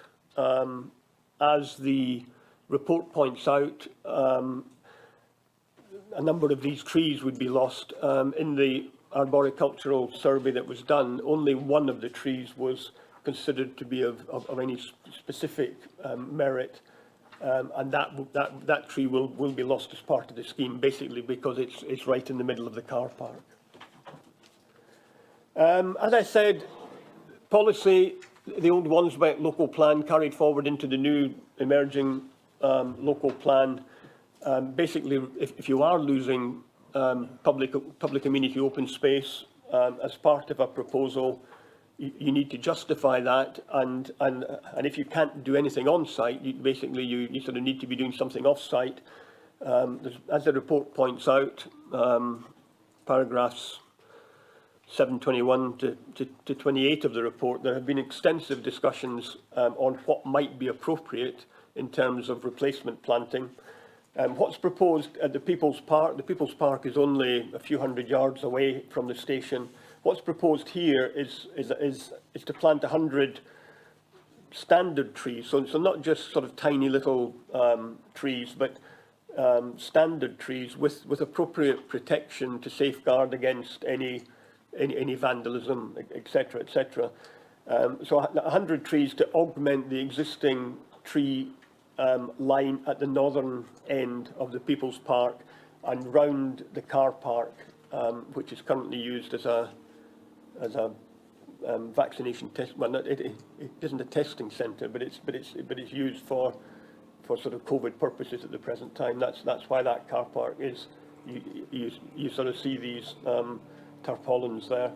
So basically 100 trees to be planted in year 1, year 2 going in and making sure that they're still okay, replacing any that have died. Year 3 doing the same sort of thing, and hopefully eventually you augment the sort of tree planting at the People's Park. Almost all the tree planting at the People's Park was planted around about the same time. Not sure when that was, but if you go there, you'll see that almost all the trees are the same sort of height, and this will provide a bit of variety to that. The other area that's proposed for off-site compensatory planting well, it isn't actually planting. It's the opposite of planting. It's management and thinning. Ashington Woods that was planted by the sort of reclamation team that sort of existed for a long time when I used to work for the council, you know, reclaimed the old colliery land, and 130 hectares of that was put aside for recreational use by local people, mainly. So there's lots of tree planting there, but there has been a distinct absence of sort of management, and the sort of trees are very. If you looked at one of the videos that I took, the trees are very closely spaced and are in desperate need of thinning, you know, for effective woodland management. The sort of key issues set out in the report, I'll just touch on one or two of these. I mean, the principle of development is, you know, completely in line with established policy in the Wansbeck District Local Plan, Policy T1, completely in line with the emerging Northumberland Local Plan, Policy TRA5. So that applies both to the line as a whole and to this Ashington station. It's been developed in a very sustainable location, right in the heart of Ashington town centre, very, very close to where the previous station was. So it's a very sustainable location in terms of local plan and NPPF policy. You know, the sort of big issues really during the consultation period, you know, have been to sort of do with the car park. I mean, it is a significant extension of the existing car parking. This has been subject, as the report points out, paragraph 711 to 716. It's been examined very, very carefully, independently by County Highways. County Highways' role in this is to advise you as the local planning authority. It isn't to advise the applicant on what they should be doing. Obviously, they've got to work with the applicant, but it's their job to test the applicant's proposals. The proposals have been tested, and County Highways are satisfied that the amount of car parking that is being proposed here is what is required to cater both for Ashington town centre needs and for the new car park, the new station. So it has been robustly examined. The two areas that are needed to develop that are the public amenity open space and the Malhotra land. The sort of Malhotra land is dealt with at paragraph 717 to 719 of the report. Malhotra have registered an objection to the proposals, but it's, well, as the report points out, that the Malhotra land would provide 69 car parking spaces. It's considered that these are necessary and required as part of this development. There are ongoing negotiations with Malhotra with a view to acquiring the land. If these negotiations do not succeed, then the land would be compulsory acquired. The Transport and Works Order application inquiry, if and when that is brought into effect, it would enable the Malhotra land to be compulsory acquired by the council if the the negotiations on land acquisition haven't been successful by then. So there sort of is a Grampian condition, basically, which says that work on the car park should not commence until the land, that the Malhotra land has been acquired. I think these are the main issues. You know, there's the sort of economic arguments set out in the report are very strong and weigh very heavily in support of this application. Officers consider that the planning balance weighs heavily in favour of granting planning permission, subject to the conditions and informatives that are set out at the end of the report. Thank you, Chairman. Thank you very much, Paul. Thank you. We've got no public speaking. Straight on to questions of the planning officer. Councillor Richard Dodd. Yeah, you mentioned that this couldn't go forward until the land acquisition has taken place. I never really thought that that was a planning issue. You know, in the past, we have no interest.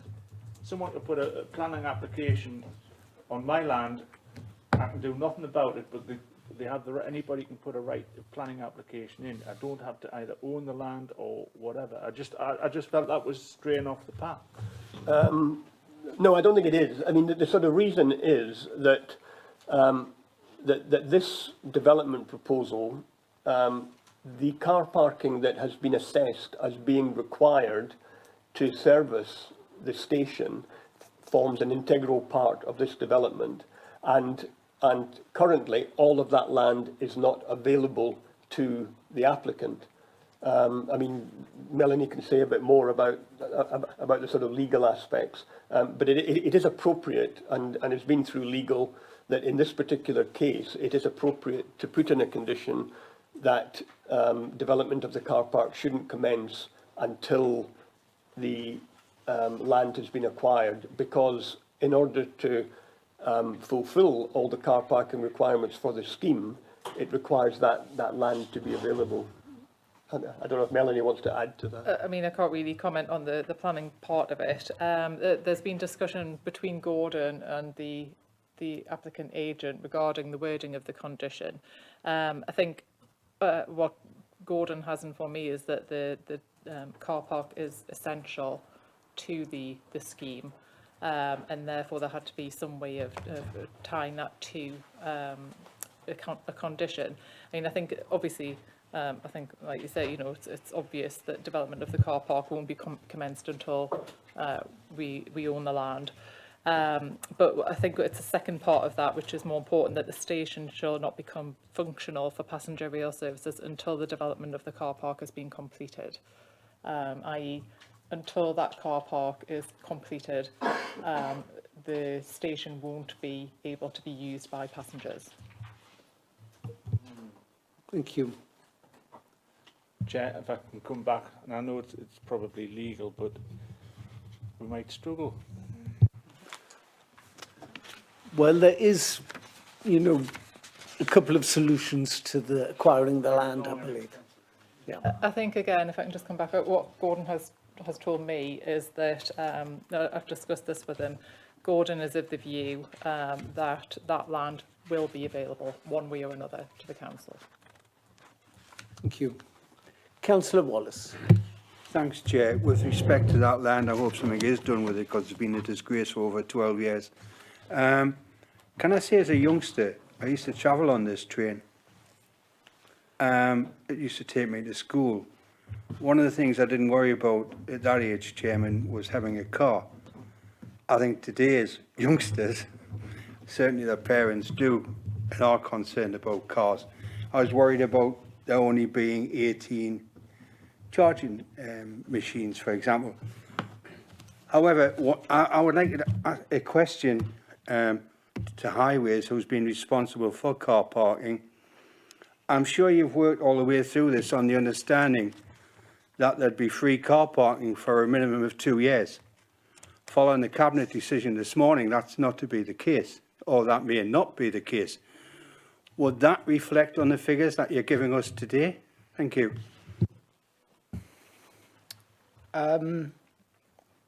To some extent it could, because as soon as you start asking people to pay for the privilege of parking where it's free everywhere else in that vicinity, you create a problem for yourself.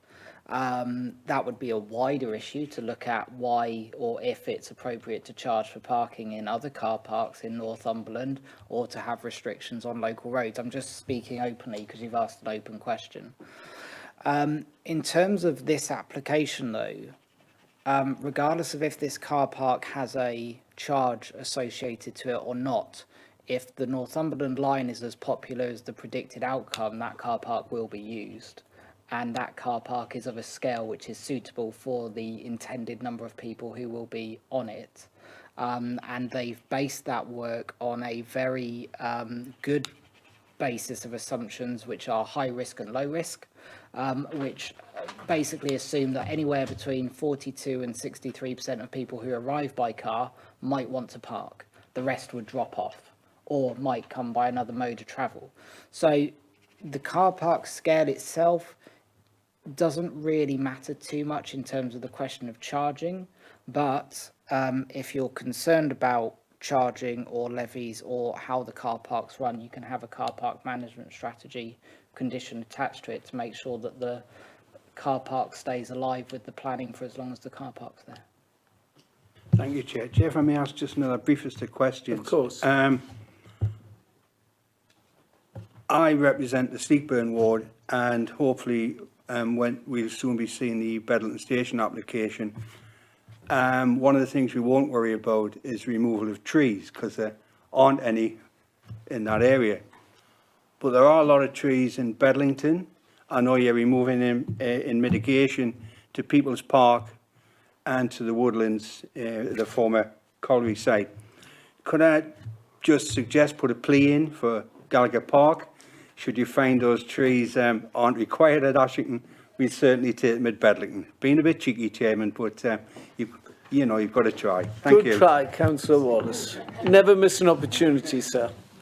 Councillor Ball, you've got a question? Yeah, first question is this really the design that we are proposing? Because I am really disappointed in it, as this is meant to be the welcome to Ashington. So I'm not quite sure where the money's been spent on this station, but it's really not being spent on the design as such. And I am really quite disappointed in it.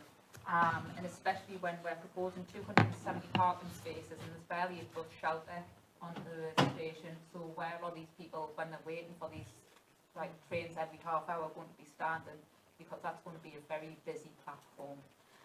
The other questions that I have are with regards to access from Station Road. That's off a single, so off a one-way street, and also the proposed extra traffic coming in from the other direction. Obviously, there is people that will be parking on that road already. We'll be expecting more. I'm just wondering the impact that's going to have on the residents on Canal West Road. Well, Councillor Ball, can I just say, you know, my comments on the structure were very similar to your own. You know, I said this structure looks a little bit like a bus shelter. But, you know, Gordon informs me that these are the railway stations that span the length of the metro, and they work very well with a lot of people. So I don't know if you've got any more to add on that, Gordon, about the aesthetics. You know, you have argued too that it's not going to sort of, you know, spoil the visual impact in that particular area. It's going to, you know, it's going to be a small structure, so it's not going to spoil anything. But have you got anything more to add, Gordon? Well, it's interesting because I'm the case officer on all 4 of the applications that have been submitted so far, and not one single person has said anything about the appearance of the stations. You know, you're actually, Councillor Thorne this morning and yourselves are actually the first people that have actually said, you know, that they didn't, you know, like the you know, the sort of appearance of the stations. I mean, it has been through, you know, a whole variety of development stages, you know, consultation stages with a whole variety of different people, and you know, these are the proposals as submitted. I mean, but it is interesting that, you know, nobody, and I'm you know, nobody, you know, whether it's from Natural England down to you know, Joe Blogg's living next door, nobody has actually said anything detrimental or, you know, about the design of the stations themselves. It's just, it's just an interesting observation. Gordon, you know, I think I'm someone from the past, and I'm thinking of, you know, little village railway stations at Chat Hill and these smaller settlements, and they're slightly sort of, you know, very attractive, these old buildings, and, you know, I'm probably referring to a bygone time. I'm quite happy to move forward and go with modern times. Come on, let's get modern in Northumberland with the Northumberland line. Councillor Ball, anything else you... As I say, I'm just disappointed. We talk about regeneration, levelling up. Look at the money that was spent on Morpeth train station recently, but this is good enough for Ashington. It's not good enough for me, I'm afraid. Okay. Any more questions? Councillor Hill. Thank you. Well, I mean, I have to say it is great to be looking at an application where there's a clear and obvious public and economic benefit.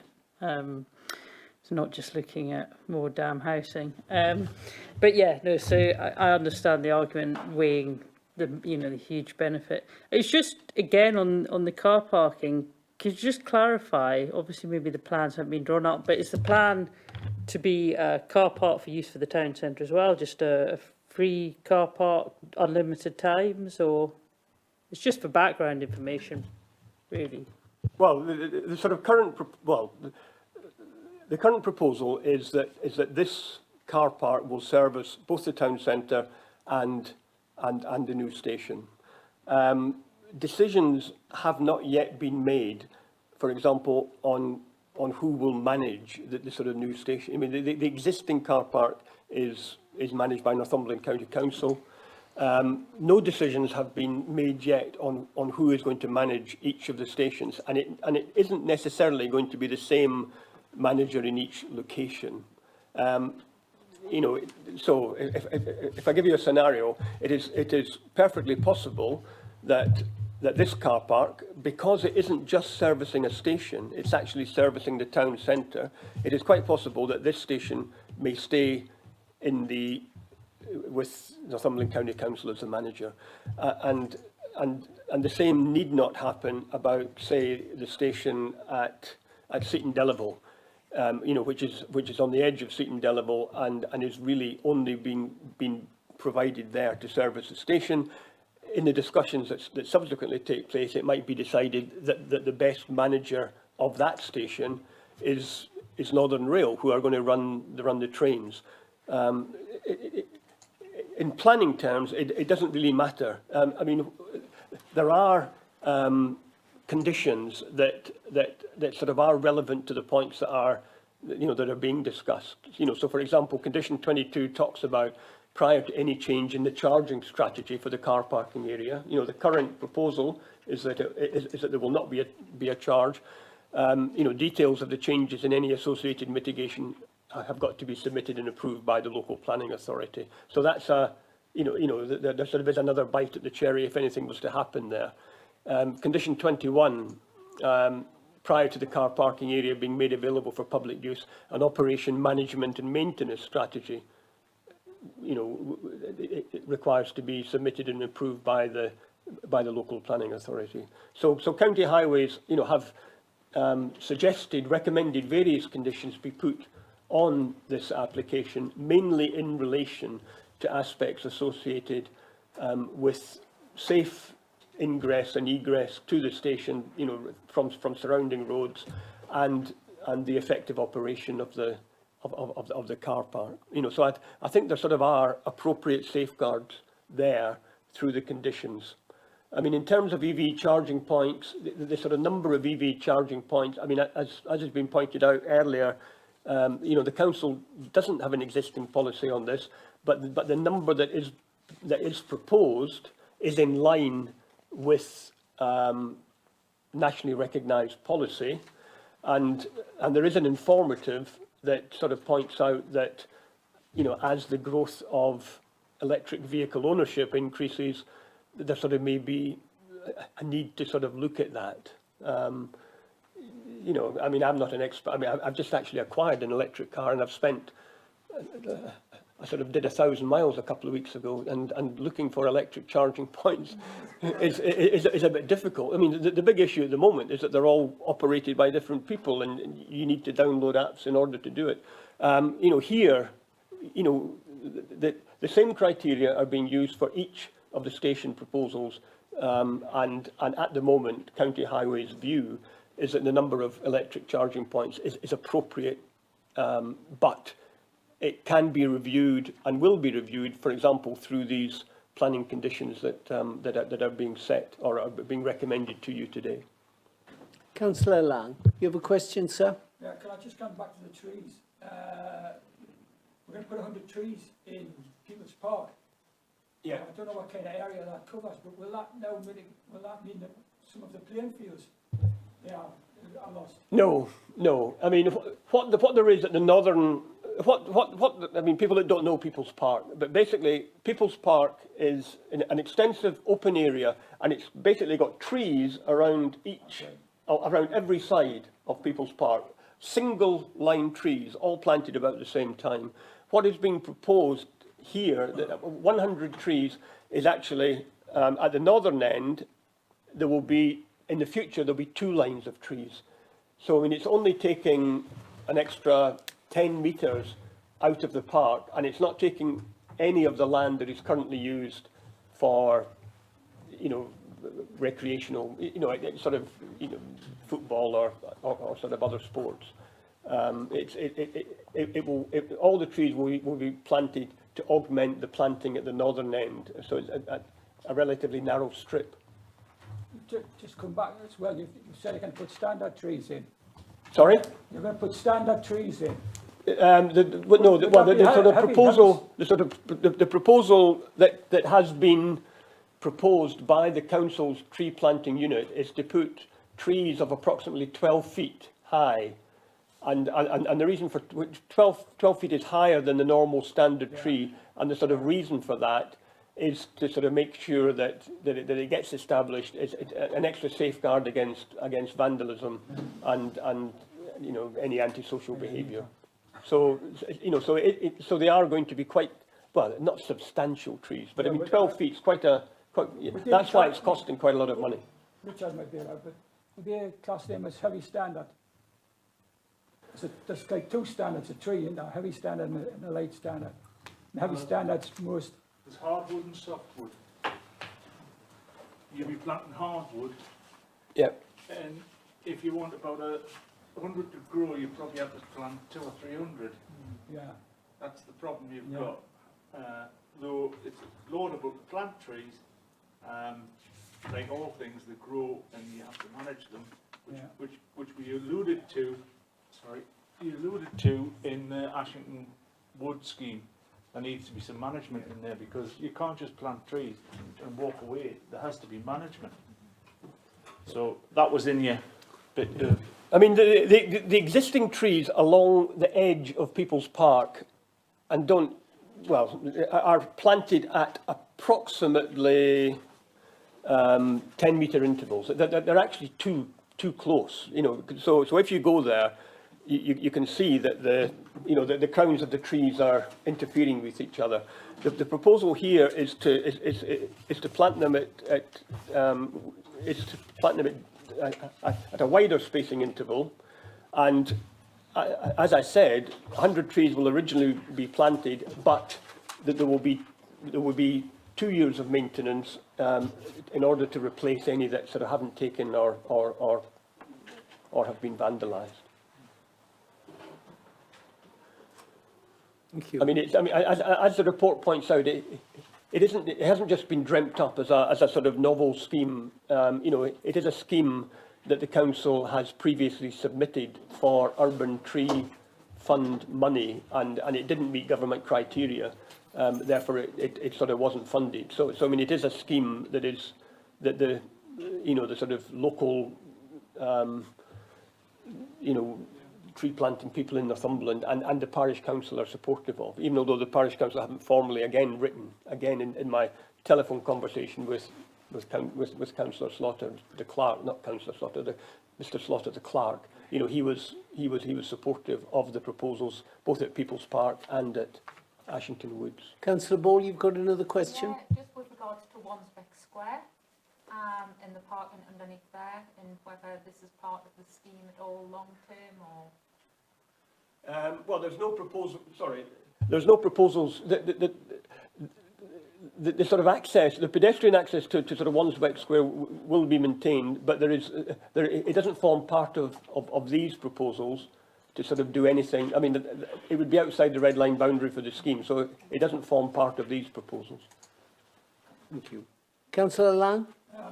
Just ask Chris really. Kenilworth Road.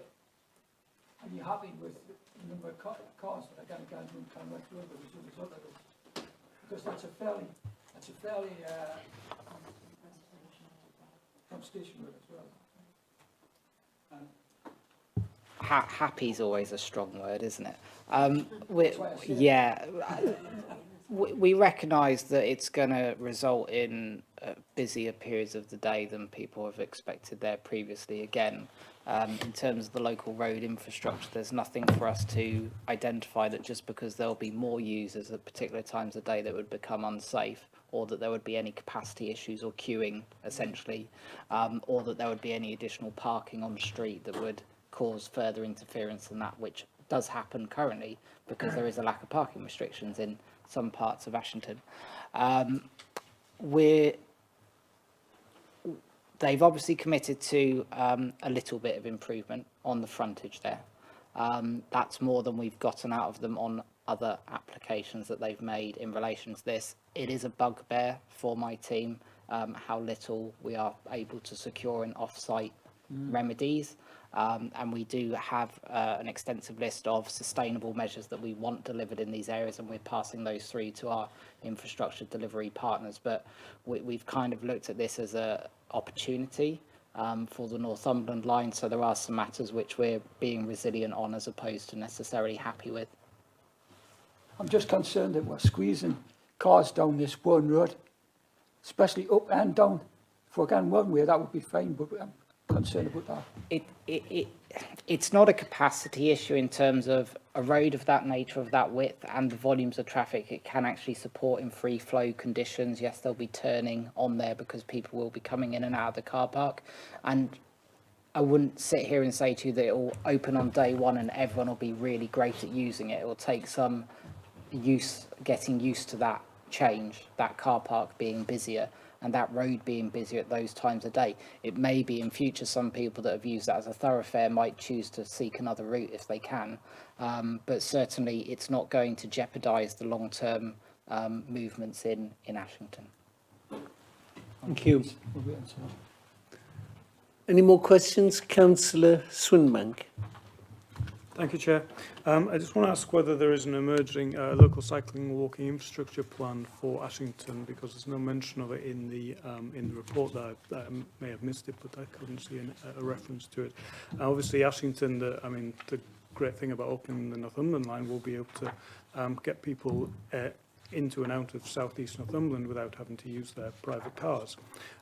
So I would hope that hope that there is a elsewhere coming forward for Ashington, and that this station is in the right location and will be properly connected to the network. Thank you. It'll have to be Mr. Mead. Mr. Mead, sir? I can't answer except to say I have spoken to technical services about it. It is the infrastructure delivery plans brief, the LC whip. Raise that question with them. We're certainly keen to see it come forward as soon as possible, and we'll support you as much as we can in seeing that come forward. Yeah, it was just really making sure that this is in the right location so that it works with the plan, obviously. Otherwise, we're not joined up thinking. I mean, in terms of the right location, I mean, I think what I can assure you that, I mean, okay, where should you be locating a station? I mean, you know, ideally a location, you know, it should be central to the population of which it's serving. So it is highly central in the middle of Ashington. You know, I mean, it's right next to sort of where historically the station was, albeit that was 50 years ago. So is that significant? Probably not. A station's obviously got to be on the line, you know, and in terms of the line, you know, that is the most sustainable location. I mean, being central to the population it's serving, it's, you know, that there sort of are established bus routes coming into the centre of Ashington, and certainly in terms of the comments that have come back from County Highways, you know, are that it is a sustainable location for pedestrian and cycle access. You know, I mean, they have said that. I just don't know if there is an Ashington infrastructure strategy being developed or not. But everything that's come back has reinforced the fact that sort of this is a sustainable location, the most sustainable location in Ashington to service the needs of Ashington people who would be wanting to use the line, either to go into South East Northumberland or to go on into Newcastle. Councillor Wallace. Thank you, Chair. I hope you permit me, just for information, yesterday at the Overview and Scrutiny Committee, when we were talking about the Northumberland line, Councillor Oliver raised a very similar question, and he pointed out the problem was these trains could only take 2 cycles at a time, and he hoped that trains would come on board in the future to handle more cycles. Ashington, I can assure you, is on the national cycle route, and working as chairman of NOC, we are working with Choppington and Ashington to increase the number of cycle amenities and routes within the area. Good to hear, sir. Thank you. Thanks for the information. I'm sure that'll please Councillor Swinbank. Any more questions, ladies and gentlemen? No? Could I have a proposal then, please? Councillor Wallace. Thank you, Chair. I'm really pleased to be able to propose this. As you're aware, I was on Wansbeck District Council for many years, and I remember going in the mid-90s and speaking to former Councillor John Taylor, who served on the Rail Users Consultative Committee, trying to get their support to get this line reopened. It's the right location. Wansbeck hoped where, as there is now, which used to be the former Portland Park, would have been where the college would have gone, and that would have brought in many students into the Ashington area, a new college. It didn't happen, Chair, but it's still the right place. It's absolutely essential. There'll be many people, we think many people will travel out of the area. Many people will use this line for work and employment within the line. When you see what's happening in the Camas area now and what's to happen in the next 5 to 10 years, it's phenomenal. Yes. And this railway will be so important for economic benefits for South East Northumberland. I look forward to it happening, Chair, and I would thank everybody who's been involved in this authority over the years for getting us this far. Thank you very much. Is that seconded? Can I just interject? Councillor Dodd? Chair, sorry. Councillor Wallace said that he proposes this. I assume that you mean the officer's recommendation in the report? Absolutely. With the updated condition? Not a problem with that at all. Seconded by Councillor Dodd? Yep. Yeah. Any further debate this afternoon? Councillor Foster? Thank you, Chair. I was privileged to travel on the train back in, it was either 2008 or 2009, just round about the time when I was first elected. I think it might have been 2008 because my dad came along with me as well, and he was a district councillor at the time. And it really did show just how easy it would be to get between different points on that line, where you're not going to have the congestion from the cars, especially rush hour in the morning, as it will be something that's utilised for people to travel to and from work. Again, for people to just go into town shopping. Sometimes buses can be quite crowded, especially towards Christmas. So it's something that I've watched go through different stages since becoming a councillor in 2008. I know the Liberal Democrats had some dealings with it. Senrug were heavily involved. Labour did a lot of work while they were in power with the GRIP studies, etc. And I'm really pleased that the current administration carried the work on, albeit they've changed the name, but they have carried that work on. And it's great to see something that, we've all pulled together on. There have been some disagreements as to maybe where things should be, car parks, etc. over the years.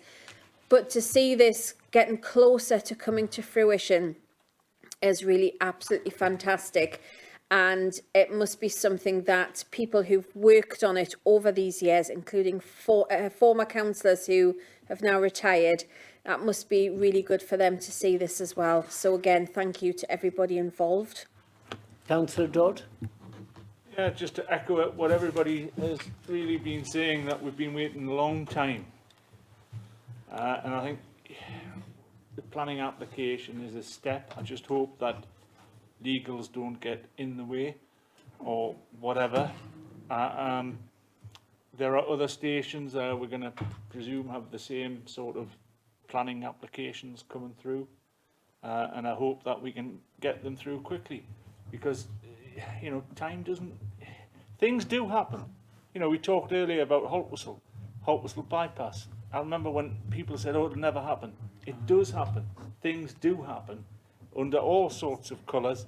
So, bash on with it. Thank you, Chair. Thank you.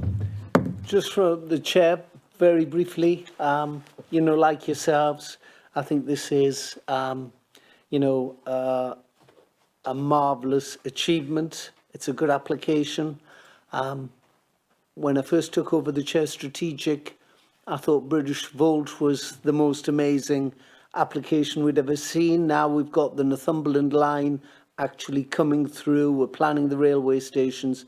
It's good for jobs, good for the economy, good for business, good for leisure, and so important to the whole of South East Northumberland, where, you know, 50% of the population live. It's a really good news story, and just let's help it on its way. So the mover was Councillor Wallace. Would you like to sum up, sir? Thanks, Chair. I think the report says it all. You know, we identified this as T1 in the Wansbeck District Local Plan. I had the pleasure of putting that plan together in 2007. It's a long time, 14 years, to see it come to fruition, but I'm really pleased it is, Chair. Thank you. Well done. Thank you. Ladies and gentlemen, the application has been moved for approval and seconded. All those in favour?